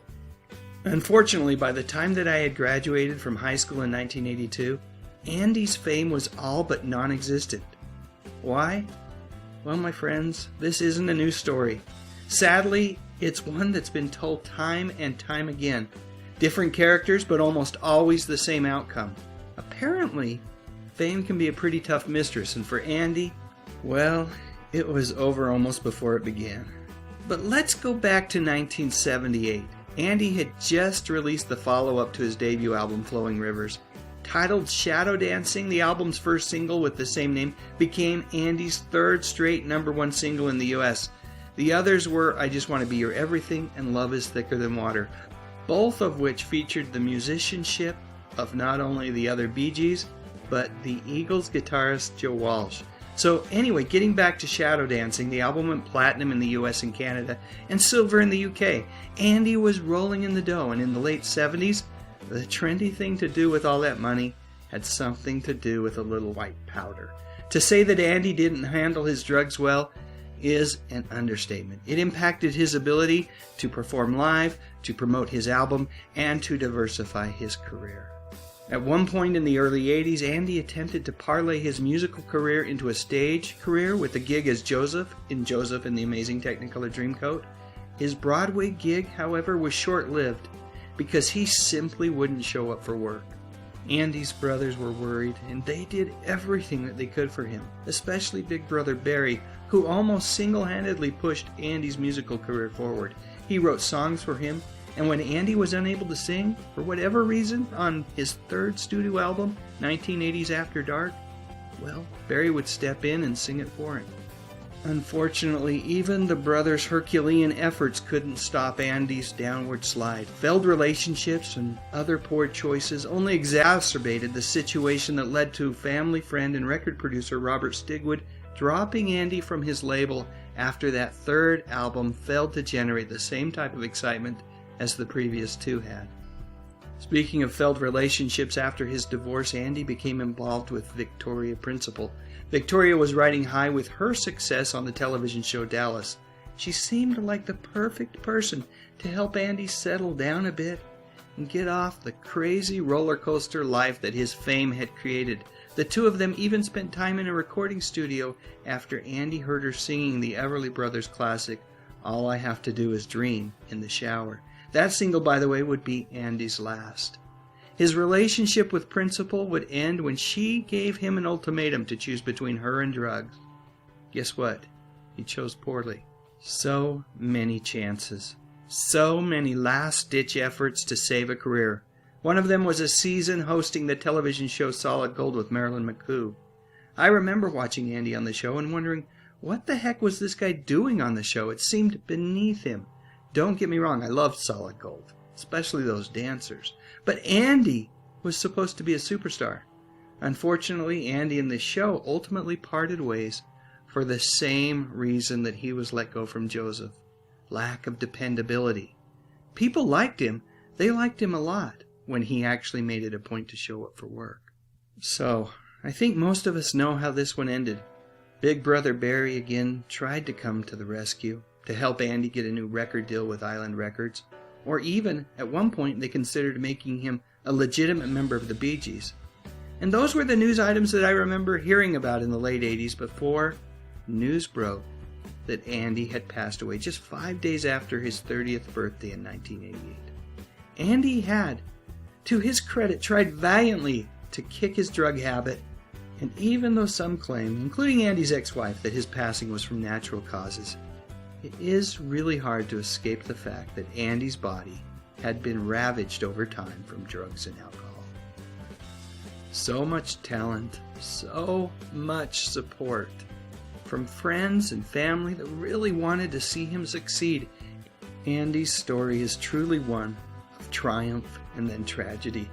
In its wake, we have some really, really wonderful music filled with Andy's youthful exuberance before fame came crashing down. So let's leave it at that. His gifts, well, they remain. You can find them on Spotify, YouTube, or any other streaming service that's out there.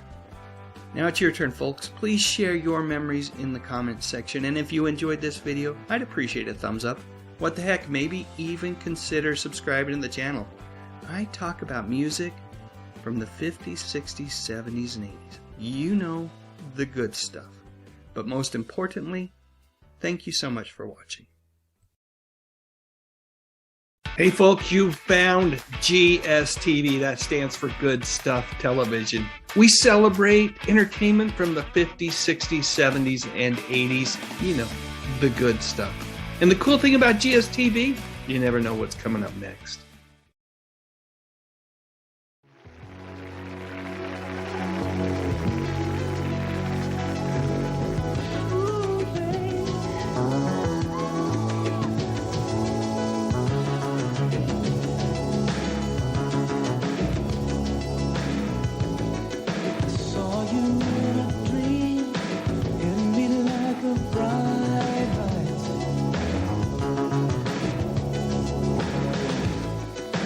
Flashing on the screen, visions of my whole life. I used to chase the warm winds of desire, back to when my young heart burned like a fire. It was just nothing but a grand illusion.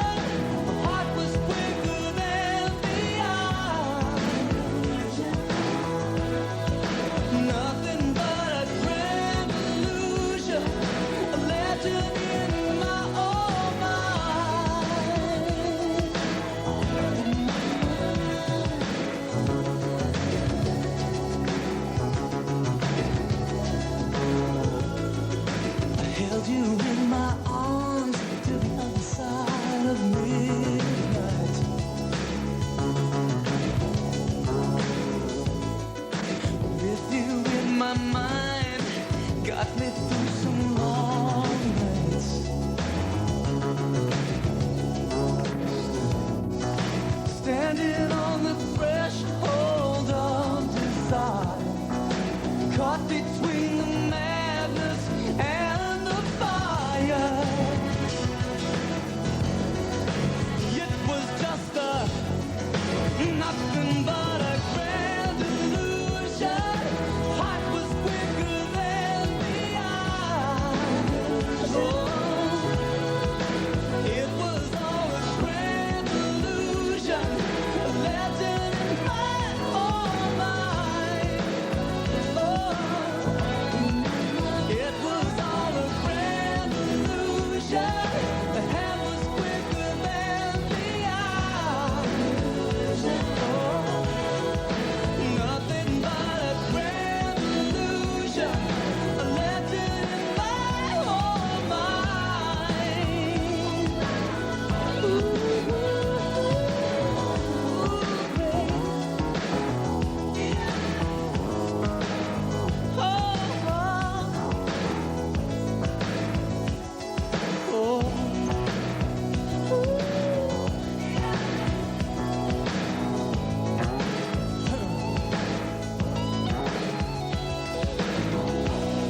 I used to chase the warm winds of desire, back to when my young heart burned like a fire. It was just nothing but it was all a grand illusion. The heart was quicker than the eye. Nothing but a grand illusion. A legend in my own mind. Nothing but a grand illusion. Grand illusion.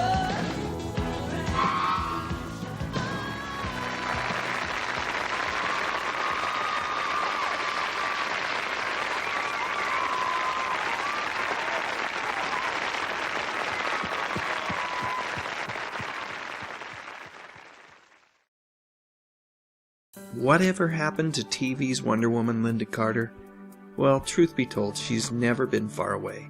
Give me a few minutes and I'll bring you up to speed on what has been going on with this beautiful and amazingly talented lady. But first, let me introduce myself. Hi folks, my name is Dave Sundstrom, and I like to think of myself as something of a pop culture historian, especially when it comes to music, movies, and television. Simply put, I love talking about this stuff. So with that said, let's get rolling. You know, Lynda Carter has always been something of a rebel. Despite studying classical dance and drama during her formative years, Lynda dropped out of college to hang out with her high school rock band that went by the name of Just Us. However, within a couple of years, fame came knocking on Lynda's door after winning the title of Miss World USA in 1972. That year, Lynda went on to represent the United States at the Miss World pageant in London, where she finished in the final 15. In 1975, Lynda was cast as the iconic DC superheroine Wonder Woman. The show ran for one season on ABC before switching networks and moving to CBS for a couple more seasons. The ABC series was set in the 40s, while the CBS version was a modern-day retelling. Personally, I'm more of a fan of the first season on ABC. I loved that wartime setting. The show just functioned well as a period piece. But that said, both versions of the show are a ton of fun to watch, and from what I understand, Lynda preferred the updated version on CBS. She thought the modern-day setting provided the show with a greater variety of story opportunities. During that time, Lynda also pursued a music career. Her early albums were well received here in the US, but achieved even greater popularity overseas. Of course, Lynda's beauty was as much of a draw as her music was for fans all over the world. In fact, that center album cover there became a top-selling poster during the late 70s. After Wonder Woman, Lynda was able to avoid being typecast and continue to work in television, movies, as well as music. Lynda was also a spokesmodel for Maybelline throughout the 80s and Lens Express in the 90s. Moist, wet, wonderful colors. Colors that lick your lips. Moisture Whip Colors by Maybelline, with moisturizers and a protective sunscreen to keep your lips very soft, very moist, very wet.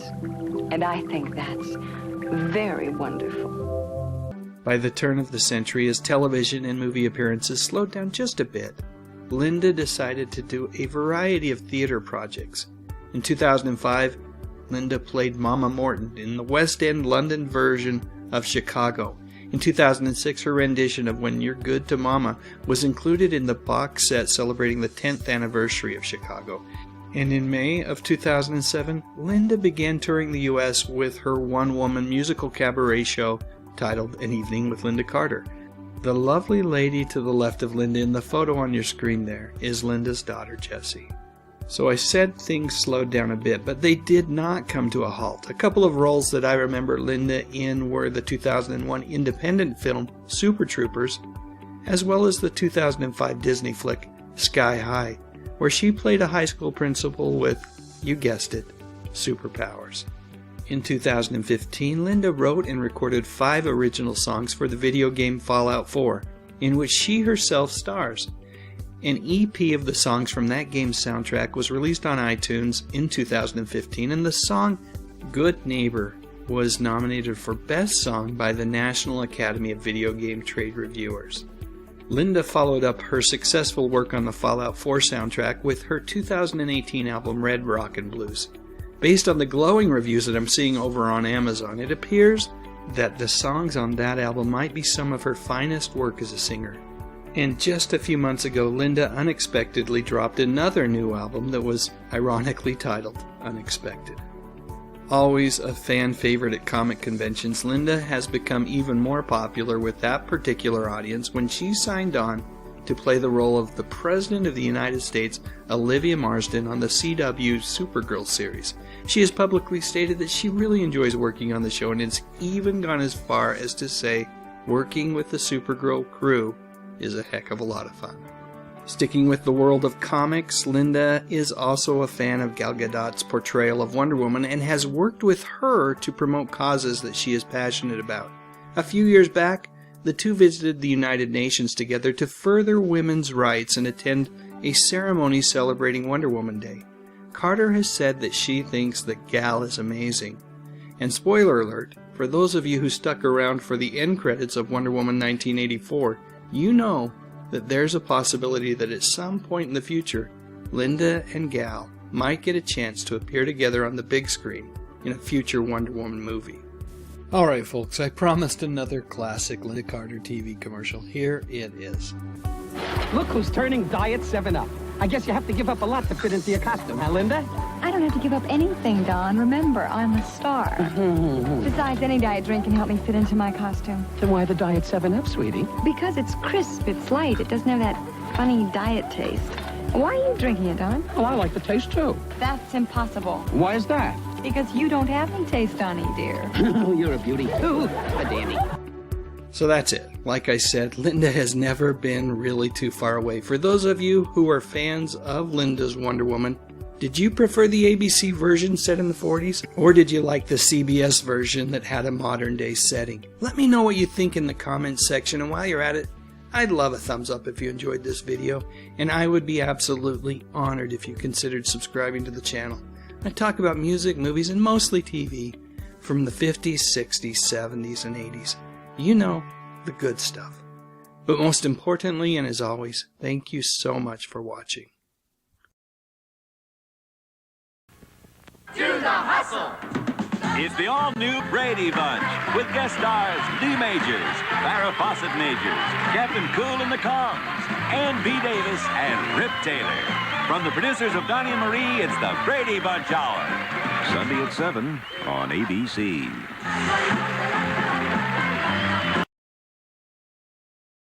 Hey folks, you found GSTV. That stands for Good Stuff Television. We celebrate entertainment from the 50s, 60s, 70s, and 80s. You know, the good stuff. And the cool thing about GSTV, you never know what's coming up next.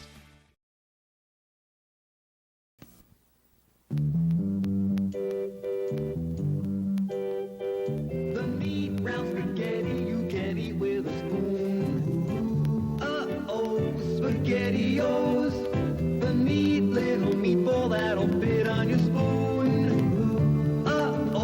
SpaghettiOs. It's the greatest invention since the napkin. Franco-American. SpaghettiOs. Butter. Butter. Parquet. Margarine. The big 1 pound bowl. Butter. Parquet. I use the bowls for leftovers and things. Butter. Parquet. Light, creamy. Butter. Parquet. Isn't that what I said?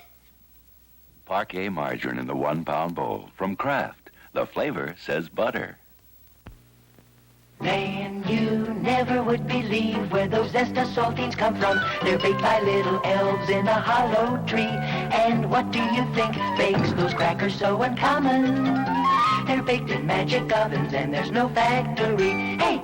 There's gotta be a factory. I don't believe in elves. But for a tiny little factory person, you bake uncommonly good saltines. Zesta Saltines from Keebler.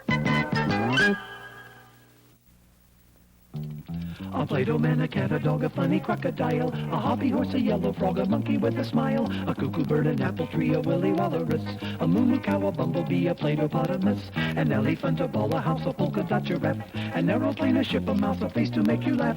Play-Doh, Play-Doh, you can make it with Play-Doh. Every Play-Doh 4-pack has 4 blendable colors. Play-Doh, from the Play-Doh people. You know what kids love? Monsters. I'm Gorgonzola, one of the new monster vitamins. We come in a haunted house, 7 of us. I'm Screaming Mimi. I'm Squeaky. I'm the blob. We're delicious. Mom, we think children should get vitamins by eating right, but when they don't, monsters can help. New monster vitamins and monster vitamins with iron. Look for the haunted house in your favorite store. Is there anyone else out there who enjoyed Family Ties during the 80s? I sure did. And I've got to say, I thought Mallory's boyfriend Nick, as played by Scott Valentine, was a hoot to watch on TV. But more on Scott in just a moment. First, let's talk about this classic TV sitcom for just a moment. Family Ties ran on NBC for 7 seasons from 1982 to 1989. On the show, the parents, played by Meredith Baxter Birney and Michael Gross, were from the flower power generation. And their children, well, let's just say they weren't. In particular, Michael J. Fox's Alex P. Keaton was a staunch conservative, which led to all sorts of comedic hijinks.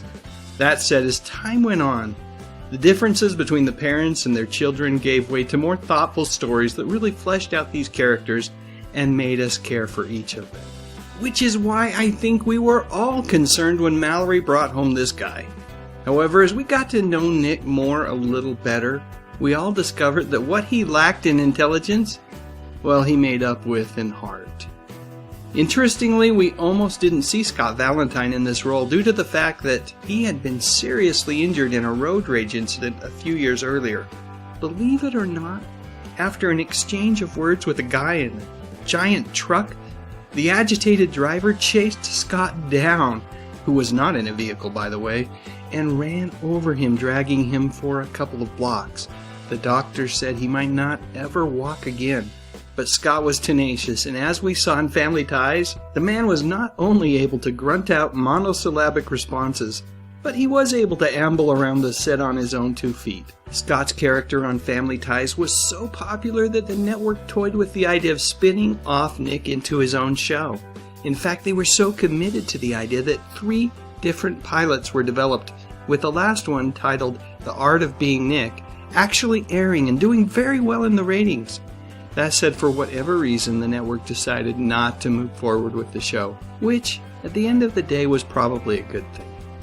Because that allowed Julia Louis-Dreyfus to move on to a little show called Seinfeld. Can you imagine that show with a different actress as Elaine? I certainly can't.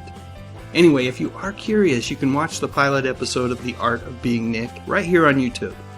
Well, it's available at the time of making this video. Things come and go on YouTube, so no guarantees.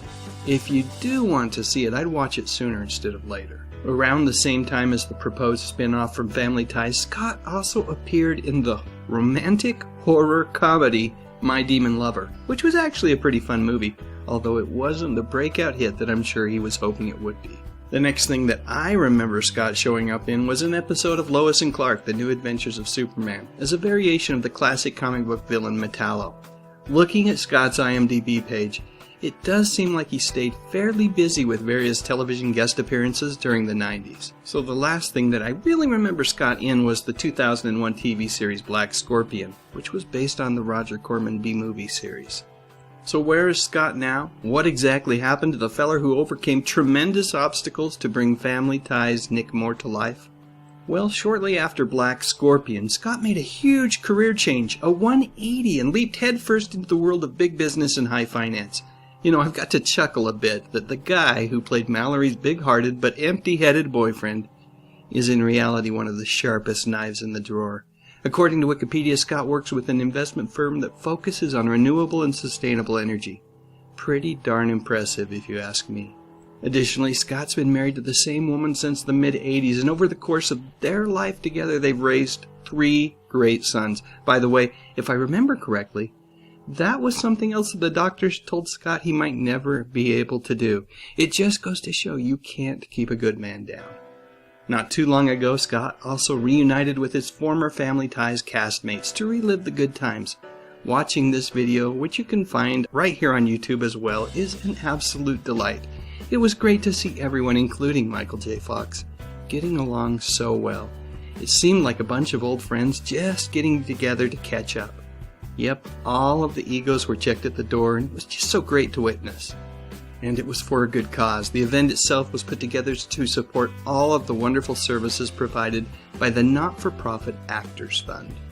So there you go. End of the day, Scott has had his moment in the sun, and it seems like he has successfully transitioned to a life that's a little less glitzy, but equally rewarding. Here's one final shot from Black Scorpion. Scott's character on that show was a detective named Steve Rafferty. He was kind of the Steve Trevor to the heroine of the show, Black Scorpion. So do you remember Scott Valentine? And if so, what show or movie did you enjoy him in most?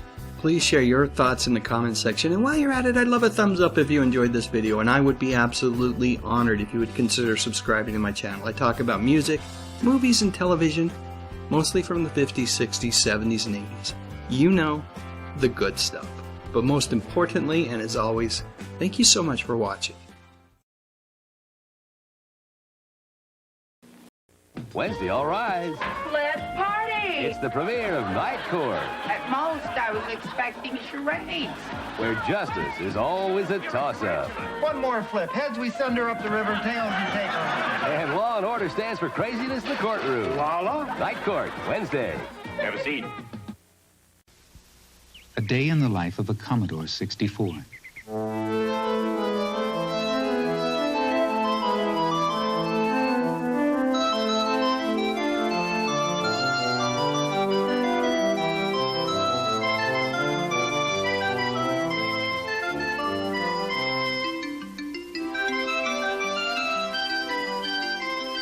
The Commodore 64.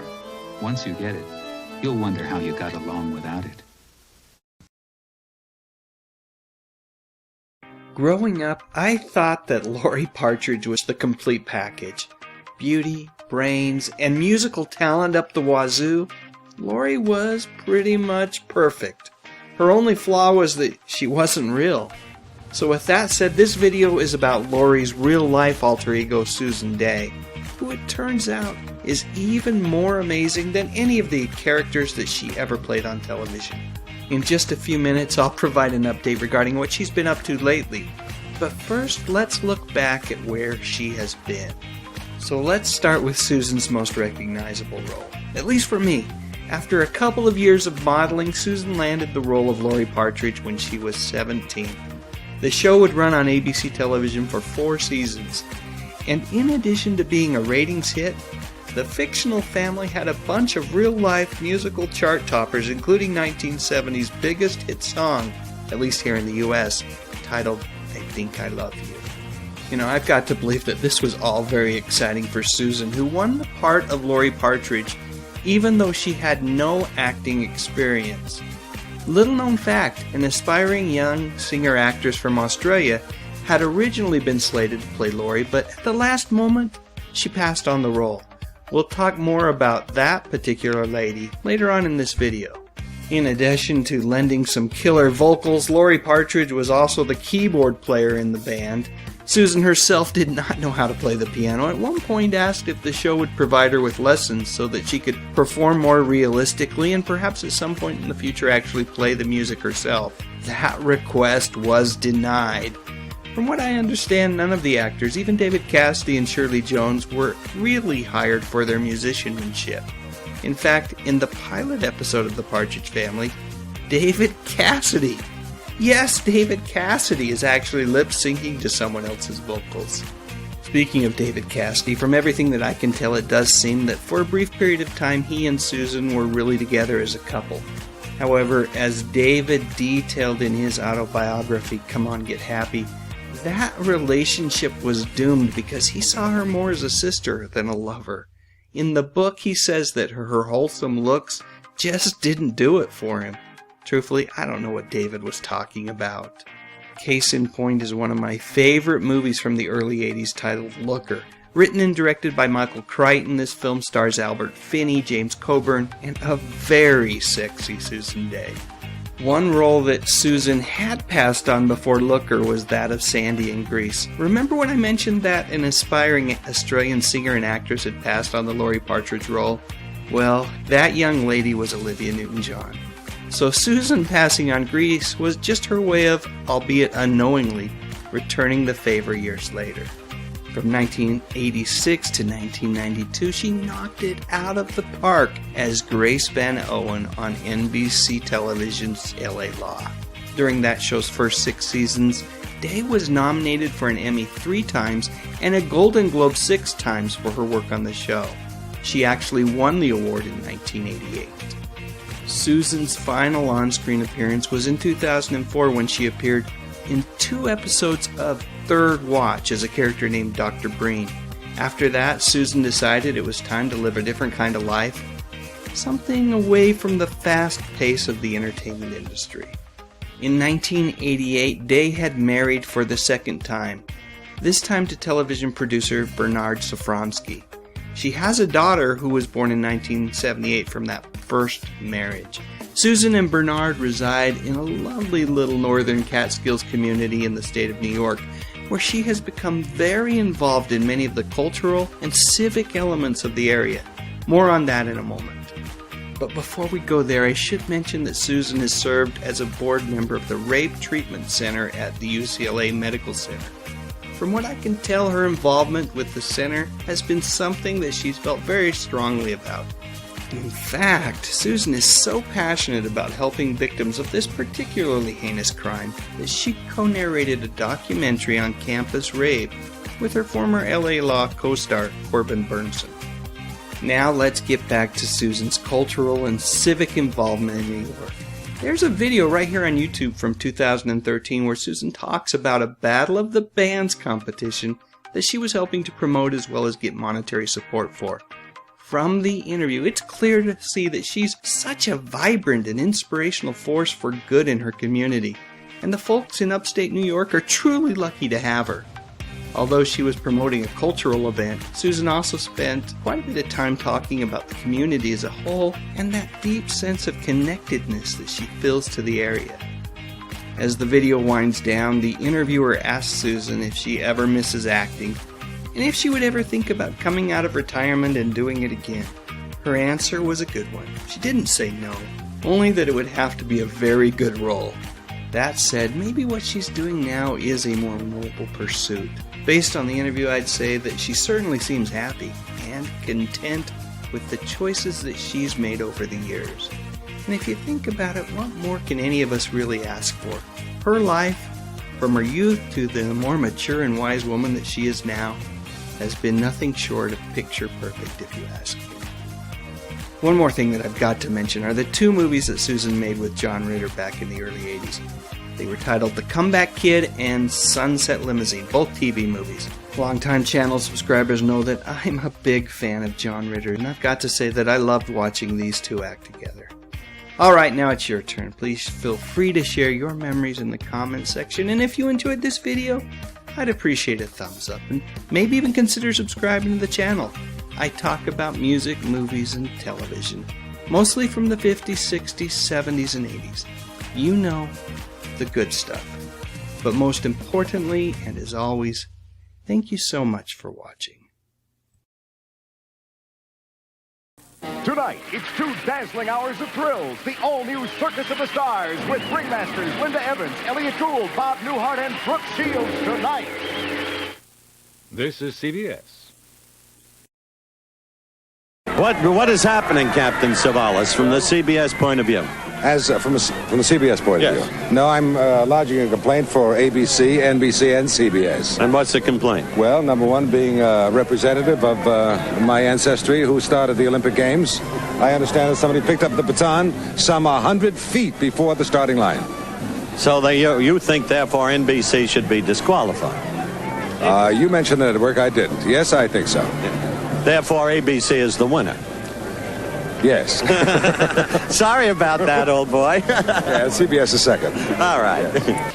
Have you reached a decision? We have, Howard. We've looked at the tape a few times, and we have decided that on the last lap, Ben Murphy started considerably far ahead of his mark.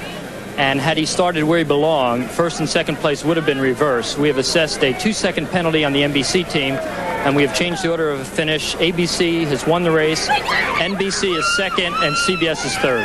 CBS remains third. Correct. It is our judgment that CBS was not affected by it. They would have finished third in any event. Well, thank you very much, Howard. So ABC has won the sprint relay, and we're going to call in Captain Gabe Kaplan of ABC. Gabe, may we have your reaction? Well, we didn't win it on the track, but we won it in court.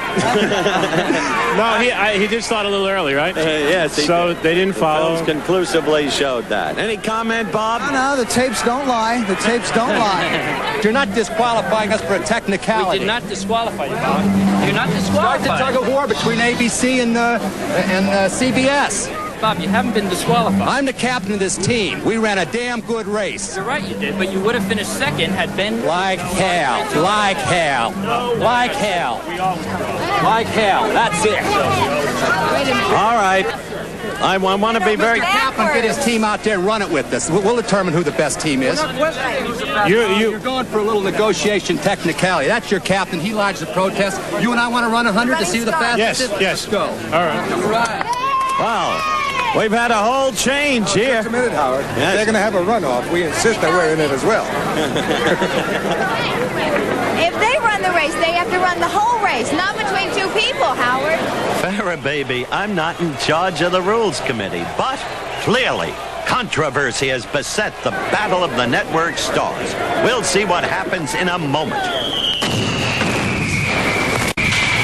Well, it looks like the tournament committee and the teams have agreed finally to a runoff to determine the winner of the 100 points in the running relay competition. The runoff in 110 yards between Robert Conrad and Gabe Kaplan. We're good. Anytime. Runners, take your mark. Get set.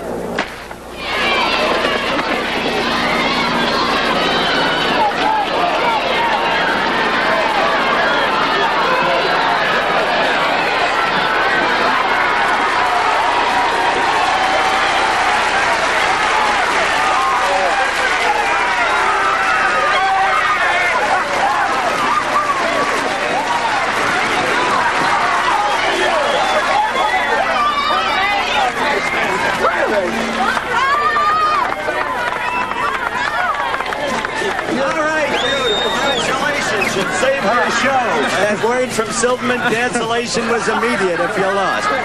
That's the way I like it. Best man wins. Best team, CBS won, or NBC rather. Best captain won. That's the way I like it. Okay, the competition goes on. Thank you, Bob Conrad. And so Gabe Kaplan comes through in the clutch. He understands now why we call it the thrill of victory vis-a-vis the agony of defeat. Look at the smile etched in the visage as he breasts the tape. And so ABC officially wins the running relay, NBC second, CBS third. And to top it all off, the positive exultation of team conquest. Now the standings in the competition. NBC first, 175 points. ABC trailing by 25. Hey folks, you found GSTV. That stands for Good Stuff Television. We celebrate entertainment from the 50s, 60s, 70s, and 80s. You know, the good stuff. And the cool thing about GSTV, you never know what's coming up next.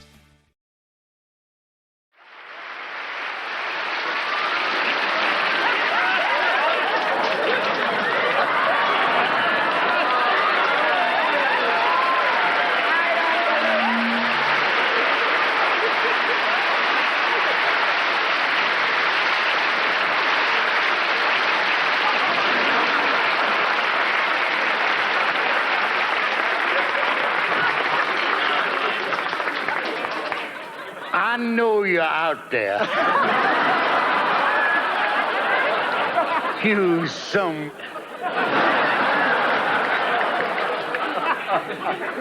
You embarrassed me. You made a fool out of me and out of my son, Junior, that twit. You've been running away.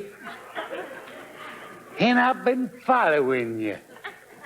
I'm gonna catch you. And when I catch you, I'm gonna put you behind bars for the rest of your life. And then when you die, I'm gonna put you in a box. And I'm gonna put you behind bars for the rest of your natural death.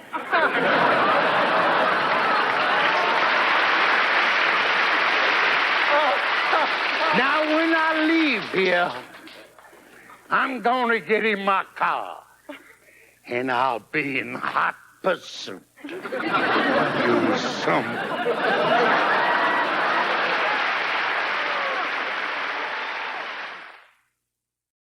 I know there are a lot of Terry Lester fans out there who are going to question my decision to use a picture of him as Jonah from Arc 2 on the thumbnail for this video. After all, Lester received the most accolades from his role as Jack Abbott on the daytime soap opera The Young and the Restless. which he played for almost a decade. Still, at least for me, when I think about Terry Lester, I think of Arc 2. It was a show that I really dug.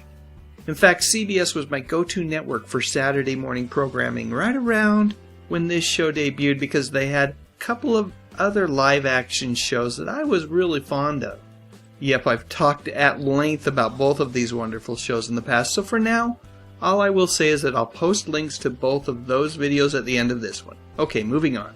Arc 2 reminded me of a Gene Roddenberry TV movie that I'd seen a few years earlier called Earth 2 with a dash of Logan's Run mixed in for good measure.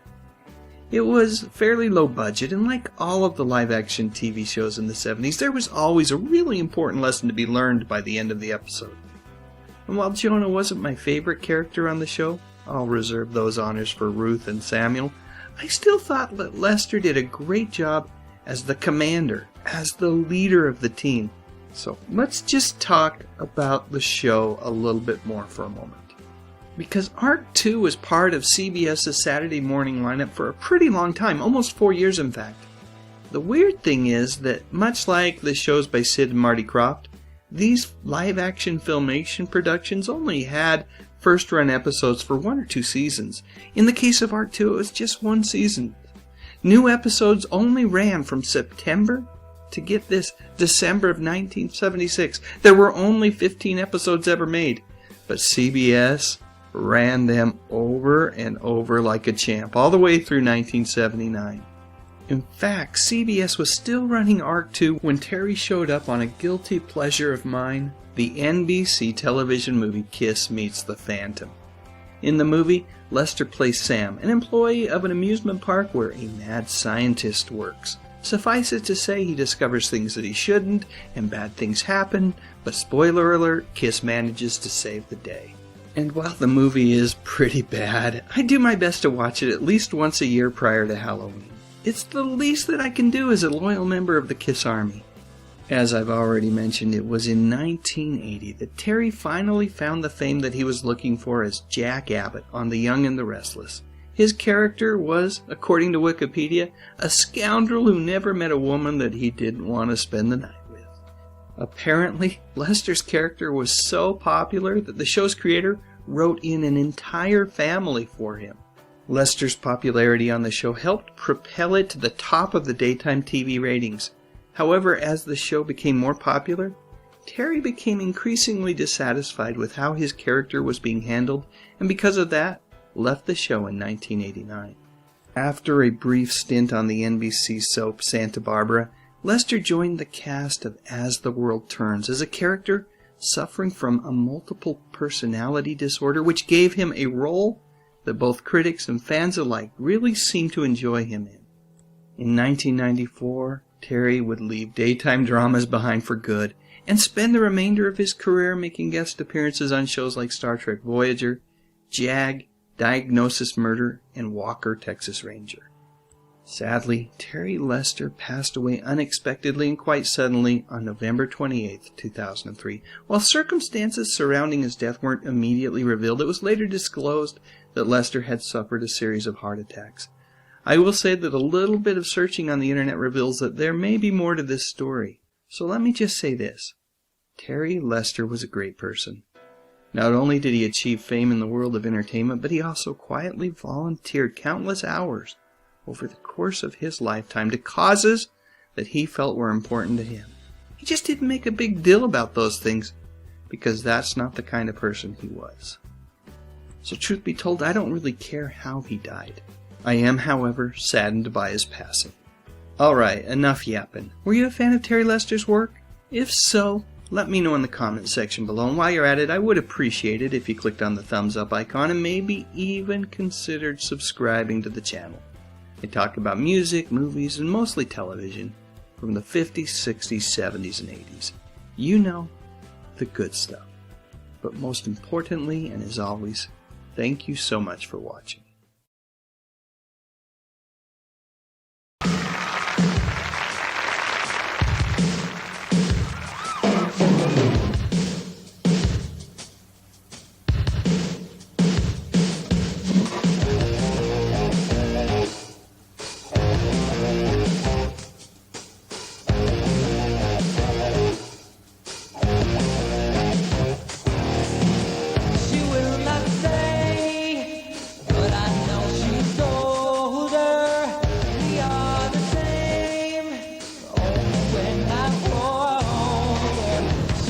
tells me one thing, does another. She does whatever keeps her satisfied. Beautiful boy, oh, she calls me. My heart is in my hand. Beautiful, beautiful boy, beautiful boy. She calls me. My heart is in my hand. She calls me a beautiful boy. She draws the line, distance between lovers. Well, she's all mine, this I know. A younger man searches for some desire. I keep my hand in fire. Tell me one thing, does another. She does whatever keeps her satisfied. Beautiful boy, ooh, she calls me. My heart is in my hand. Beautiful, beautiful boy, beautiful boy. She calls me. My heart is in my hand. Beautiful, beautiful boy.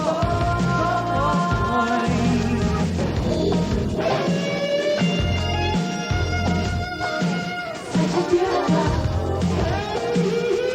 beautiful boy.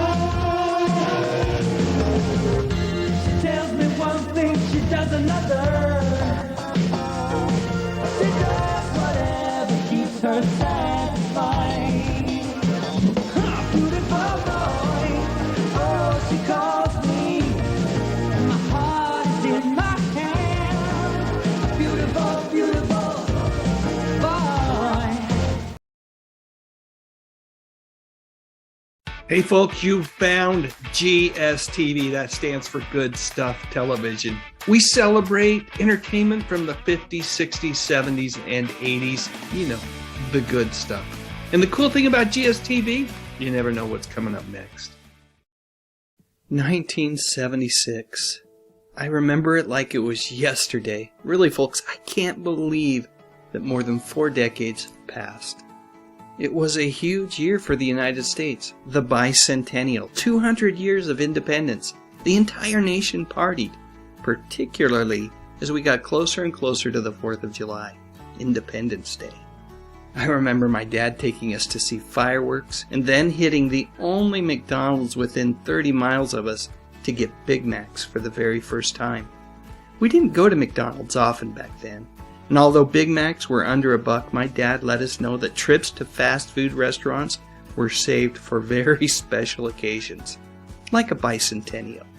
Although money was pretty tight back then, every couple of weeks my dad would give me an allowance. The amount would vary. Sometimes it would be a couple of bucks, but usually it was less than $1. Still, it was enough to hit the little market down the street and grab a Hershey's candy bar and a bottle of Coke. The store was run by a guy named Irv Cleverly, and the market was very cleverly named Irv's Market. Candy bars back then were only 15 cents, and if we would hurry and drink the bottle of Coke outside of the store and then go back in and give the bottle back to Irv, he'd only charge us a nickel for the soda. So even $1 could go pretty far back in the day. In 1976, the average American home cost about $45,000. I remember my mom talking on the phone to neighbors about what homes were selling for, and she didn't understand how anyone could handle a $300 a month house payment. Like I said, things were fairly tight in our home. In 1976, while Gerald Ford was the President of the United States, I was way more familiar with the Vice President, because my dad liked to say, "Who do you think I am, Nelson Rockefeller?" as he went around the house turning off lights after us. Truthfully, though, the lights weren't causing the electrical bill to go up. It had to be the TV set. Back then, I was spending as much time as my parents would allow in front of the TV. ABC was my network of choice. They had Happy Days and Laverne and Shirley. And oh, I remember thinking that the Fonz was so cool. If only I could be like the Fonz. Or Vinnie Barbarino. And of course, there was the $6 Million Man. I loved the episode from the 1976 TV season where Steve encountered Bigfoot for the first time. To this day, I get chills thinking about that epic battle in slow motion with all of those bionic sounds. And then there were the Angels. Farrah was still around in 1976. 1 year later, in 77, Cheryl Ladd would take her place as her younger sister, Chris Monroe. But during the nation's birthday, we still had Farrah. One of the only shows that I would turn the dial for was MASH. It was on CBS. I ventured over there occasionally, but like I said, ABC was my bread and butter network. There were so many awesome shows. I haven't even mentioned great shows like Three's Company and Starsky and Hutch. And in movie theaters, Stallone's first Rocky motion picture was both a critical and box office success. Even today, when I think about this film, I immediately hear Bill Conti's amazing music in my head. Another movie that I really loved was Logan's Run. Back then, living until you were 30 didn't seem all that horrible. 30 was so old. Now I understand why Logan chose to run. The movie was good, but I do believe, as is often the case, the original novel by William F. Nolan and George Clayton Johnson was so much better. And on the radio, this song seemed to be getting far too much airplay. First I loved it, and then I tolerated it, and then I'd switch stations whenever it came on. Fortunately, enough years have passed now that I enjoy listening to this energetic duet once again. Howard Hughes died in 1976. I remember hearing about it a little bit, but what I really remember is this guy, Melvin Dumar, a fellow Utahn who claimed to have a copy of a last will and testament that gave him a whole heck of a lot of cash. I don't remember how things eventually shook out, although I suspect that things didn't go well for Melvin. Oh well, at least he was one of the main characters in the movie Melvin and Howard. Hopefully Hollywood hooked him up with a little bit of cash for his troubles. As the year wound down, I began thinking about what I should put on my holiday wish list. And this is what I landed on. This action figure was so cool. You could look through Steve Austin's eye, you could peel back skin to see advanced circuitry, you could even activate Steve's bionic arm. Other cool things about 1976 worth noting. It was the year that Steve Wozniak and Steve Jobs sold their first Apple computer. I believe they assembled the thing in a garage. And Cy Sperling, well, he started the Hair Club for Men, giving hope to follically challenged fellers such as myself around the world. Truthfully, I never pulled the trigger on a wig. I just couldn't do it. But I'm glad that there are options out there for those folks who want them. Let's end here. Yep, that's a 1976 Oldsmobile Cutlass. We had one of those. I still remember the day my dad drove home in it after buying it without even talking to my mom. Let's just say she wasn't pleased. The lessons you learn in this old life. The lesson I learned that day was that you keep learning lessons no matter how old you get to be. Alright, now it's your turn. Please share your thoughts and your memories in the comments section. And while you're at it, I would appreciate a thumbs up, and I would be absolutely honored if you considered subscribing to my YouTube channel. I talk about music, movies, and television, mostly from the 50s, 60s, 70s, and 80s. You know, the good stuff. But most importantly, and as always, thank you so much for watching. Charlie's Angels will return in a moment. We're digging in. We're digging in. America's digging into planters. Americans who love digging into snacks dig into planters, like Planters mixed nuts. Lots of everybody's favorite fresh roasted nuts. Working hard and having fun. Planters nuts are America's #1. We're digging in. We're digging in. America's digging into planters. There is an inexorable force in the cosmos, where time and space converge, where the here and now may be forever. An unavoidable whole, moving through space, swallowing everything in its path. Now, man is about to enter the black hole.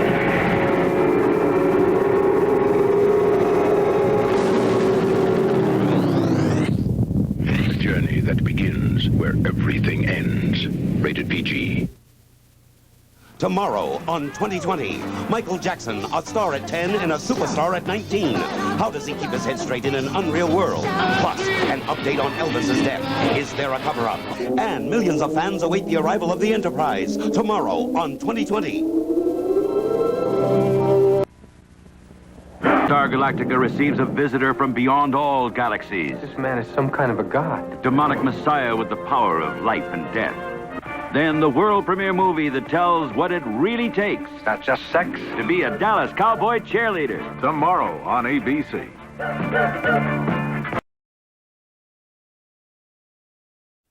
I have been rewatching the first and only season of the Green Hornet TV series that aired during the late 60s on ABC television. Despite being produced by William Dozier, the same guy responsible for that great Adam West Batman TV series, the Green Hornet is played straight. The action is ramped up and the laughs, well, they're kept to a minimum. And the cast is great. Van Williams, Bruce Lee, and this lovely lady, Wendy Wagner, as Britt Reed's secretary and one of only 3 people on the show who know that Reed is, in reality, the Green Hornet. While the ratings for the show weren't abysmal, they weren't as stratospheric as Batman's were during the first season of that show, and as a result, the network never had the same level of enthusiasm for the Green Hornet. But I really do think that the show deserved a second season, and the show deserved to run for a full hour. 30 minutes just wasn't enough for the kind of character development that this show's characters richly deserved. Wagner's Lenore case is a perfect example of that. While there were hints that maybe she and Britt might end up being romantically linked in one way or another, the show's writers were never able to flesh out Casey's backstory enough to warrant more time spent with the character. Wagner did the best that she could with the time given during each episode, but truthfully, she was even more woefully underused than Bruce Lee was. Talk about missed opportunities. By the late 60s, Wendy had been in the industry for almost a decade.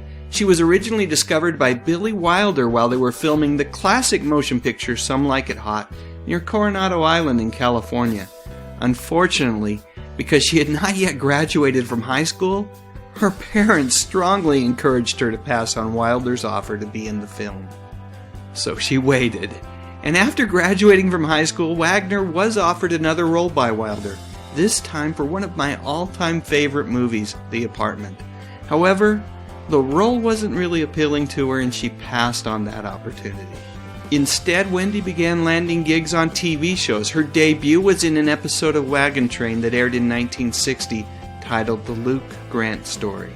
Throughout Wendy's life, she had developed a love for the ocean and all things aquatic, and as a result, many of Wendy's early TV gigs were actually as an underwater stunt double. One of the shows that continued to provide Wendy with work was the Lloyd Bridges vehicle, Sea Hunt. Wendy's big screen debut was in 1964's Rio Concho, starring Richard Boone, Stuart Whitman, Tony Franciosa, and Jim Brown. Other movie roles would follow. Wendy was also seen in the acclaimed 1968 movie Rosemary's Baby. I've got to admit that I've never seen this film. I probably should watch it one of these days, as in 2014 the film was selected for preservation in the National Film Registry by the Library of Congress.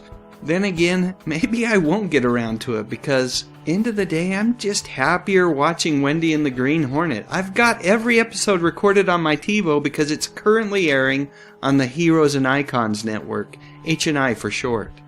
Wendy's final movie appearance was in 1969's The Guns of the Magnificent Seven. After that, nothing. No more movies, and even more surprisingly, with the Green Hornet cancelled after just one season, no more television. So what happened? What would cause Wendy to just walk away from it all? Well, from everything that I can tell, this might have had more than a little to do with it. You see, Wendy had been very close to Sharon Tate. In fact, for a time they'd been roommates. I've got to believe that when things like that happen, horrible things, traumatic things, sometimes you start to look at life just a bit differently. And sometimes the only choice is to turn your back on whatever caused such tremendous pain and sorrow. And in Wendy's case, that was the entertainment industry. So instead of trying to land her next role, Wendy, who by the way, after a second failed marriage was now a single parent, well, she spent her days fishing, surfing, and swimming, often with her kids by her side. And along with her love for anything water-related, Wendy also cultivated a talent for art, so much so that as time crept along, she became a renowned artist who often had her own shows both in the US and internationally. There is a fun clip from 1990 here on YouTube where both Wendy and Van Williams make an appearance on what appears to be a local television show called Howland. I'll post a link to it at the end of this video because in addition to reminiscing with Van about the good old days on the Green Hornet show, she also shares some of her amazing artwork. I am not exactly sure when Wendy was diagnosed with cancer, but I do know that she passed away in 1997 after courageously battling the disease. She was just 55, exactly the age that I am right now. Way, way too young. According to Wikipedia, her body was cremated and her ashes, well, they were scattered in the Pacific Ocean. For someone who loved the water so much, that was clearly the right thing to do. Alright, one final picture of Wagner and Williams in what I believe are their most iconic roles. I really do wish that the show had gotten the green light for a second season. Oh well, I guess I'll just be grateful for the 26 wonderful episodes that exist, and that there is a network, even better a free over-the-air network, that continues to play them for fans like myself to enjoy. So that's it. Please share your memories in the comments section below, and while you're at it, I would appreciate a thumbs up if you enjoyed this video, and why not consider whether or not you'd like to subscribe to my YouTube channel. I talk about music, movies, and television, mostly from the 50s, 60s, 70s, and 80s. You know, the good stuff. But most importantly, and as always, thank you so much for watching.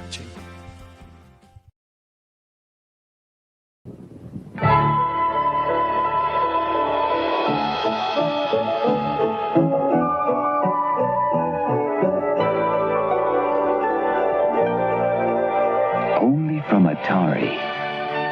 Made especially for systems from Atari. The video game that lets you help E.T. get home. Just in time for Christmas. Happy holidays. Hey folks, you found GSTV. That stands for Good Stuff Television. We celebrate entertainment from the 50s, 60s, 70s, and 80s. You know, the good stuff. And the cool thing about GSTV, you never know what's coming up next. Say hello to Alan Napier Alfred. Yes, Alan Napier.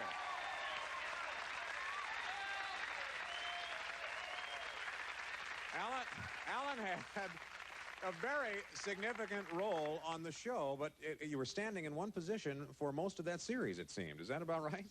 No, absolutely not.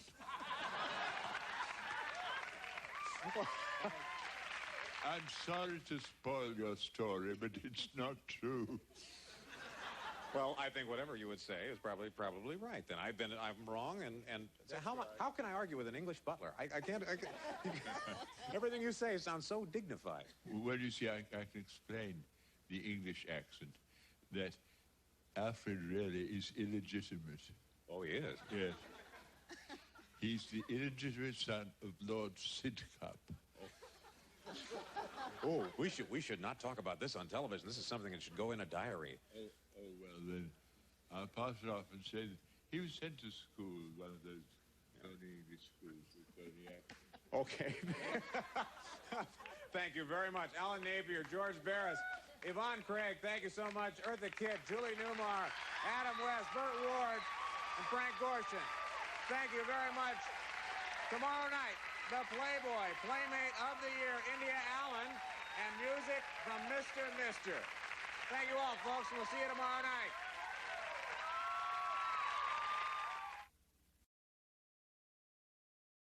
Way back in the late 70s and early 80s, Lauren Tewes, along with the rest of the cast of Aaron Spelling's The Love Boat, was part of my must-see TV on Saturday nights. I loved everything about the show.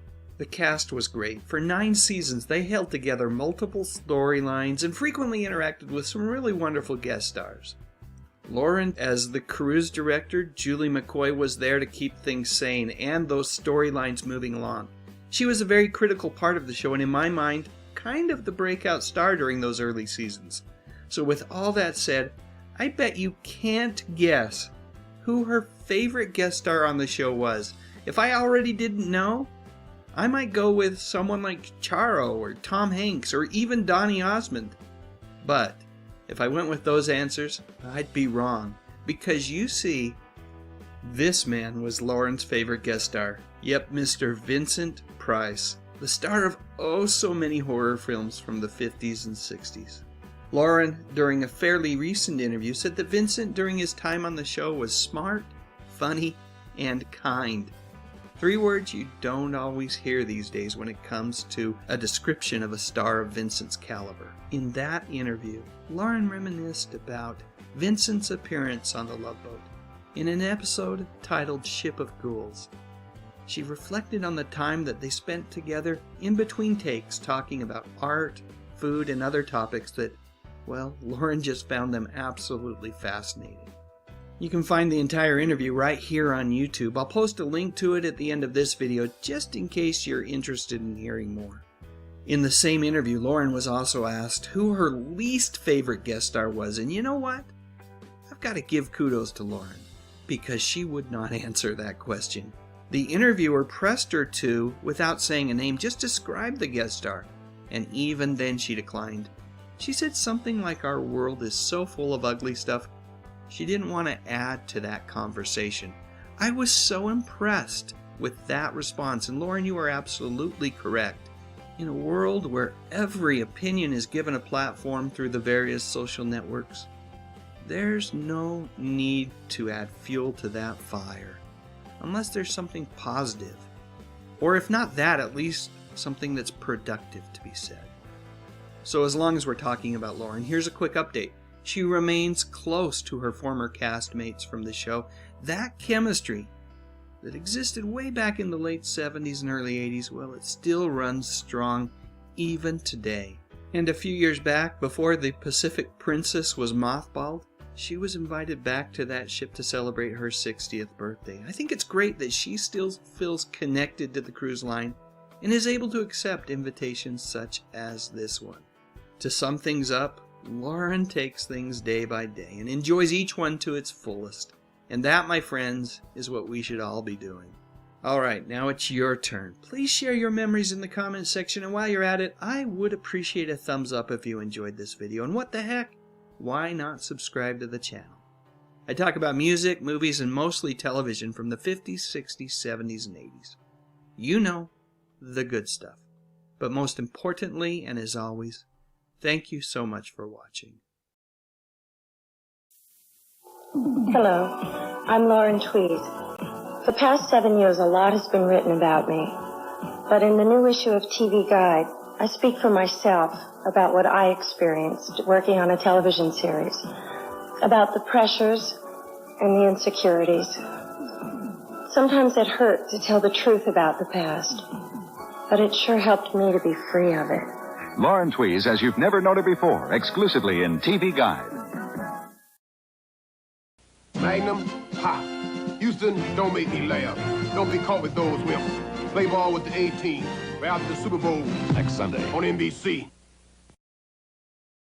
Hey folks, let's have a little bit of fun. I'm going to show you 5 images from forgotten cereals of the 80s, and I'm going to ask you to guess the name of each cereal. Here's the first one. Can you figure it out? It's a tough one. That little rolling pin in the bottom left corner might be a hint. Time to make the donuts. Introducing a big idea from a giant in the business, the world's smallest donuts. Ta-da! In new Dunkin' Donuts cereal, you get delicious, crunchy little donuts by the hundreds. All your favorite donut shapes, rings, holes, and twists. You can choose rich chocolate or glazed donut flavors, or both as part of a nutritious breakfast. Dunkin' Donuts cereal, crunchy little donuts, great big taste. Time to eat the donuts. I know the image is a little bit blurry here, so let me see if I can give you a good hint. This cereal had 50% less sugar than other sweetened cereals. Know what we like best about your kingdom of half? Has to be the half-day school. This is even better. Then it's Halvesies, my crunchy, sweet new corn and rice cereal. But half the sugar of most sugar-coated cereals. How does it taste so sweet? That's my secret. It's Legree. Now what? Half a car. I'm halfway there. Half a bridge. Nice work, kids. New Halvesies are a crunchy, sweet part of this balanced breakfast. I know, they're not getting any easier. This sugared cereal had all sorts of different animal shapes in it. I hope that's helpful.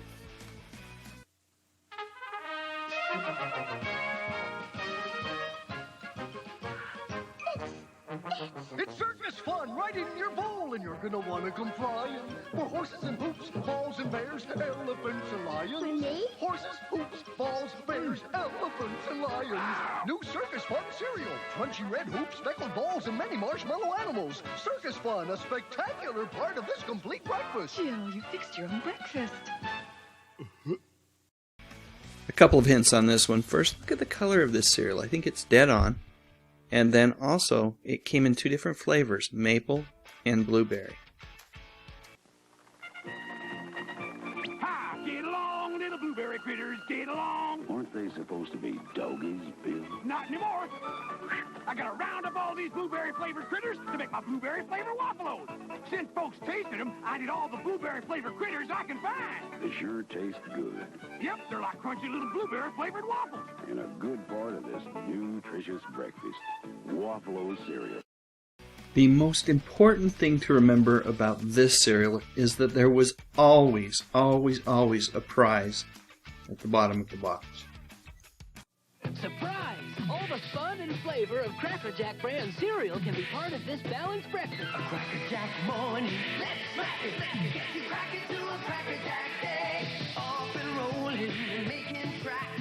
Rise and shine with Cracker Jack. Cracker Jack cereal. Crispy, crackling puff, loaded with caramel taste. And surprise, a prize in every box. A Cracker Jack morning. Get you cracking.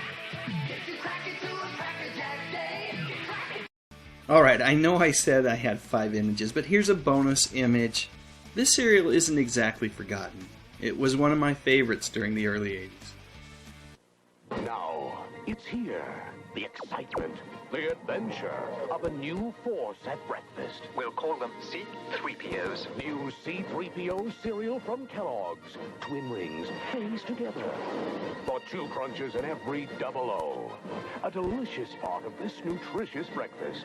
Now you can experience the taste of Kellogg's C-3POs. A crunchy new force at breakfast. May the force be with you.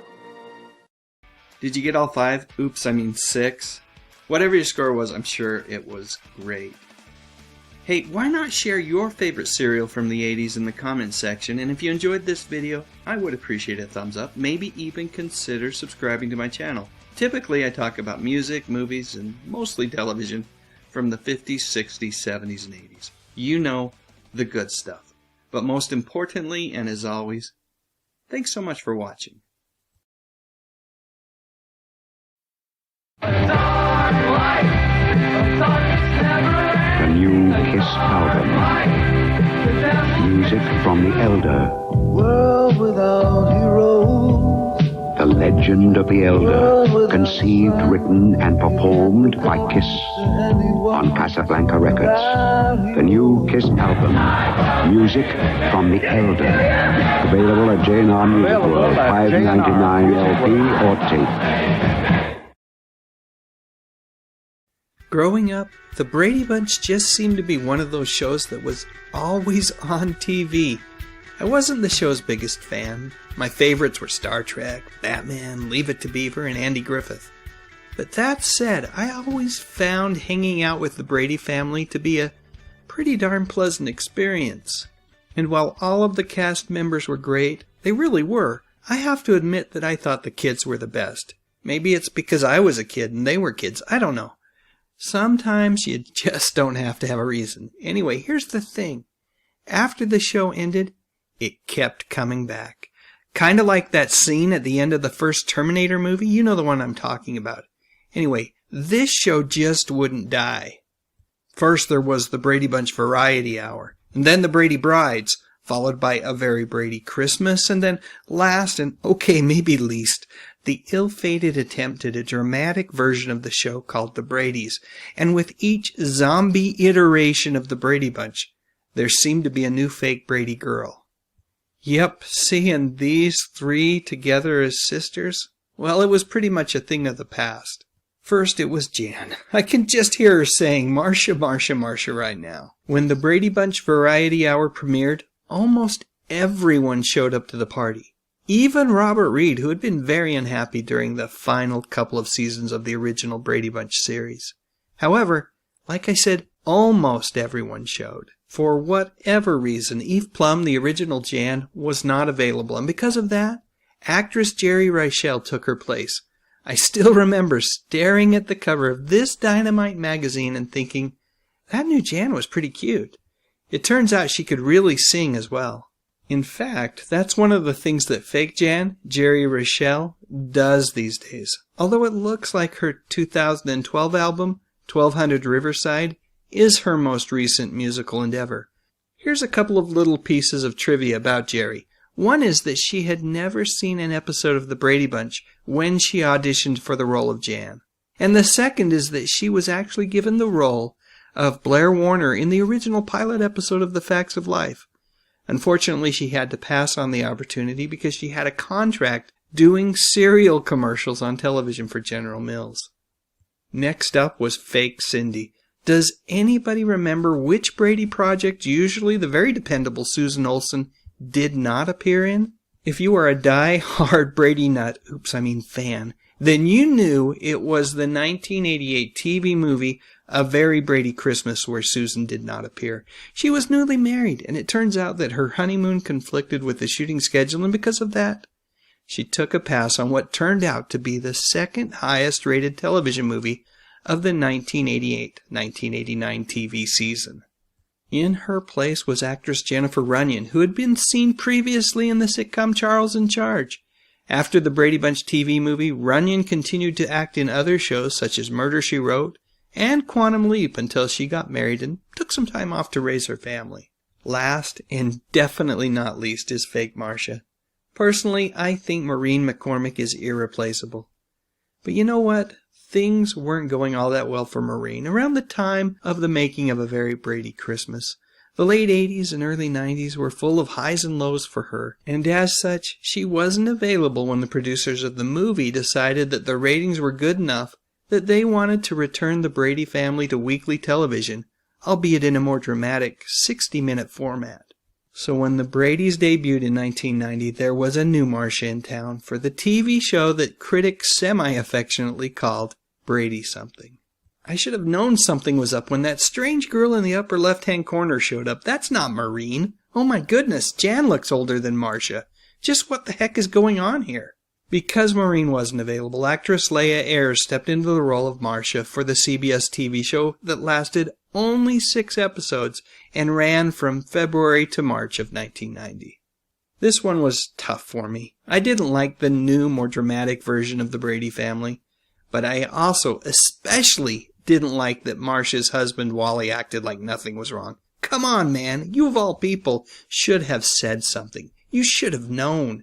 This is your wife. This is Marcia. This is the woman who you got married to at the exact same time as Jan got hitched to her man, and then you shared a house. Oh, those were the days.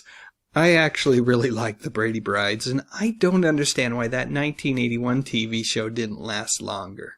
Anyway, Leah Ayres, also known as Fake Marcia, is probably best known for her role in the Jean-Claude Van Damme movie Bloodsport, but these days she teaches children and yoga. Well, at least that's what Wikipedia says. It looks like she still makes an appearance in movies and television from time to time, if an intriguing offer comes her way. By the way, all 3 original Brady girls were finally back for 2019's A Very Brady renovation on HGTV. On that show, they and their TV brothers joined forces with stars from the network to renovate the real-life Brady Bunch home in Los Angeles. I only caught a couple of episodes of that show, but I've got to say that there is something very comforting about seeing all 6 kids back together again. Over the course of the show's run, the Brady kids helped their new HGTV friends completely demolish the inside of the home that really only served as an establishing scene for the original show. The inside of the home didn't look anything like the set that served as the Brady's home on television, so it really was a lot of fun to watch that iconic home be recreated from the inside out. You know what else was a lot of fun? The Brady Kids cartoon from the early 70s. Again, all of the original actors showed up to voice their characters, at least for the show's first season. And I absolutely loved it when Superman, Wonder Woman, and the Lone Ranger made appearances on different episodes of the show. I really miss Saturday morning cartoons, getting up with my bowl of cereal and settling on in for hours of great entertainment. Those were the days. Alright, now it's your turn. What did you think of the fake Brady girls? Please share your memories in the comments section, and while you're at it, I'd love a thumbs up if you enjoyed this video, and I would be absolutely honored if you would consider subscribing to my channel. I talk about music, movies, and television, mostly from the 50s, 60s, 70s, and 80s. You know, the good stuff. But most importantly, and as always, thank you so much for watching. Hey folks, you've found GSTV. That stands for Good Stuff Television. We celebrate entertainment from the 50s, 60s, 70s, and 80s. You know, the good stuff. And the cool thing about GSTV, you never know what's coming up next. Chocolate is scrumptious when it crunches. That's why I love Nestle Crunch. Milk chocolate, so creamy. Blending Krispies, so dreamy. Gotta have it, it's so scrumptious. Love that chocolate when it crunches. Crunches! Chocolate is scrumptious when it crunches. That's why I love Nestle Crunch. Hey, Barn, want to watch Opie cross-examine me? He's been practicing. Yeah. Okay? Okay, go ahead, Ope. Now, Sheriff Taylor, did you not say that Post Toasties are the cornflakes crackling with fresh corn flavor? Well... Answer yes or no, please. Yes. And didn't you say that from field to flake, Post Toasties never lose their fresh corn flavor? Yes or no? Yes. That they're quick toasted to capture that fresh corn flavor. That they're so light and crisp they just about float into your bowl? Yes, yes, yes. No further questions. That's pretty good, Hope. You want him to practice law, huh? No, I want him to practice selling Post Toasties. Start your day a little bit better with Post Toasties. They're good. Mayberry. Just saying the name immediately conjures images of the ideal hometown, of a simple life with good friends and relatively little stress. Unfortunately, most of us realize that Mayberry is more of an ideal than a reality. And while it doesn't really exist in the real world, it is something that we aspire to. And that, my friends, I truly believe is a good thing. For fans of the Andy Griffith Show, that sense of hope and optimism is one of the reasons that the program has remained very popular throughout the years. And it is for that very reason that it is truly interesting to learn about a few of the darker secrets that lurked behind that black and white mirage of happy endings that Mayberry promised viewers they would receive in 30 minutes or less. So without any further delay, here are 5 of Mayberry's deepest and darkest secrets that I pulled from the book Andy and Dawn, The Making of a Friendship and a Classic American TV Show by author Daniel Devise. Like so many of us, Griffith's youth wasn't picture perfect. In fact, he had a rather awkward childhood. There were times when he was teased by others, and despite the fame that he acquired later on in life, it was said that he always felt like he was looked down upon because of his wrong side of the track's roots, whatever that meant. I suspect much of that was in Andy's head. It's really hard to imagine folks looking down on such a beloved actor. And the actor who played his trusted deputy, Barney Fife, on the show, Don Knotts, well, he was equally troubled. Yep, life was pretty darn tough for Knotts, who grew up in poverty in Morgantown, West Virginia, and was the son of an alcoholic who was disabled by mental illness, and sometimes it was reported held a knife to his own son's throat. Folks, I just can't imagine how difficult that was for Don Knotts. Your family and your home should be a sanctuary, a haven, a place where you can escape all of the stressful situations that real life puts in front of us. Unfortunately for Don, it was not. Getting back to Andy, while on the Andy Griffith Show, Sheriff Taylor was a widower. Andy Griffith was very much a married man. Unfortunately, his 23-year marriage to Barbara Edwards unraveled during the early 70s, according to her, in a storm of alcohol and domestic violence.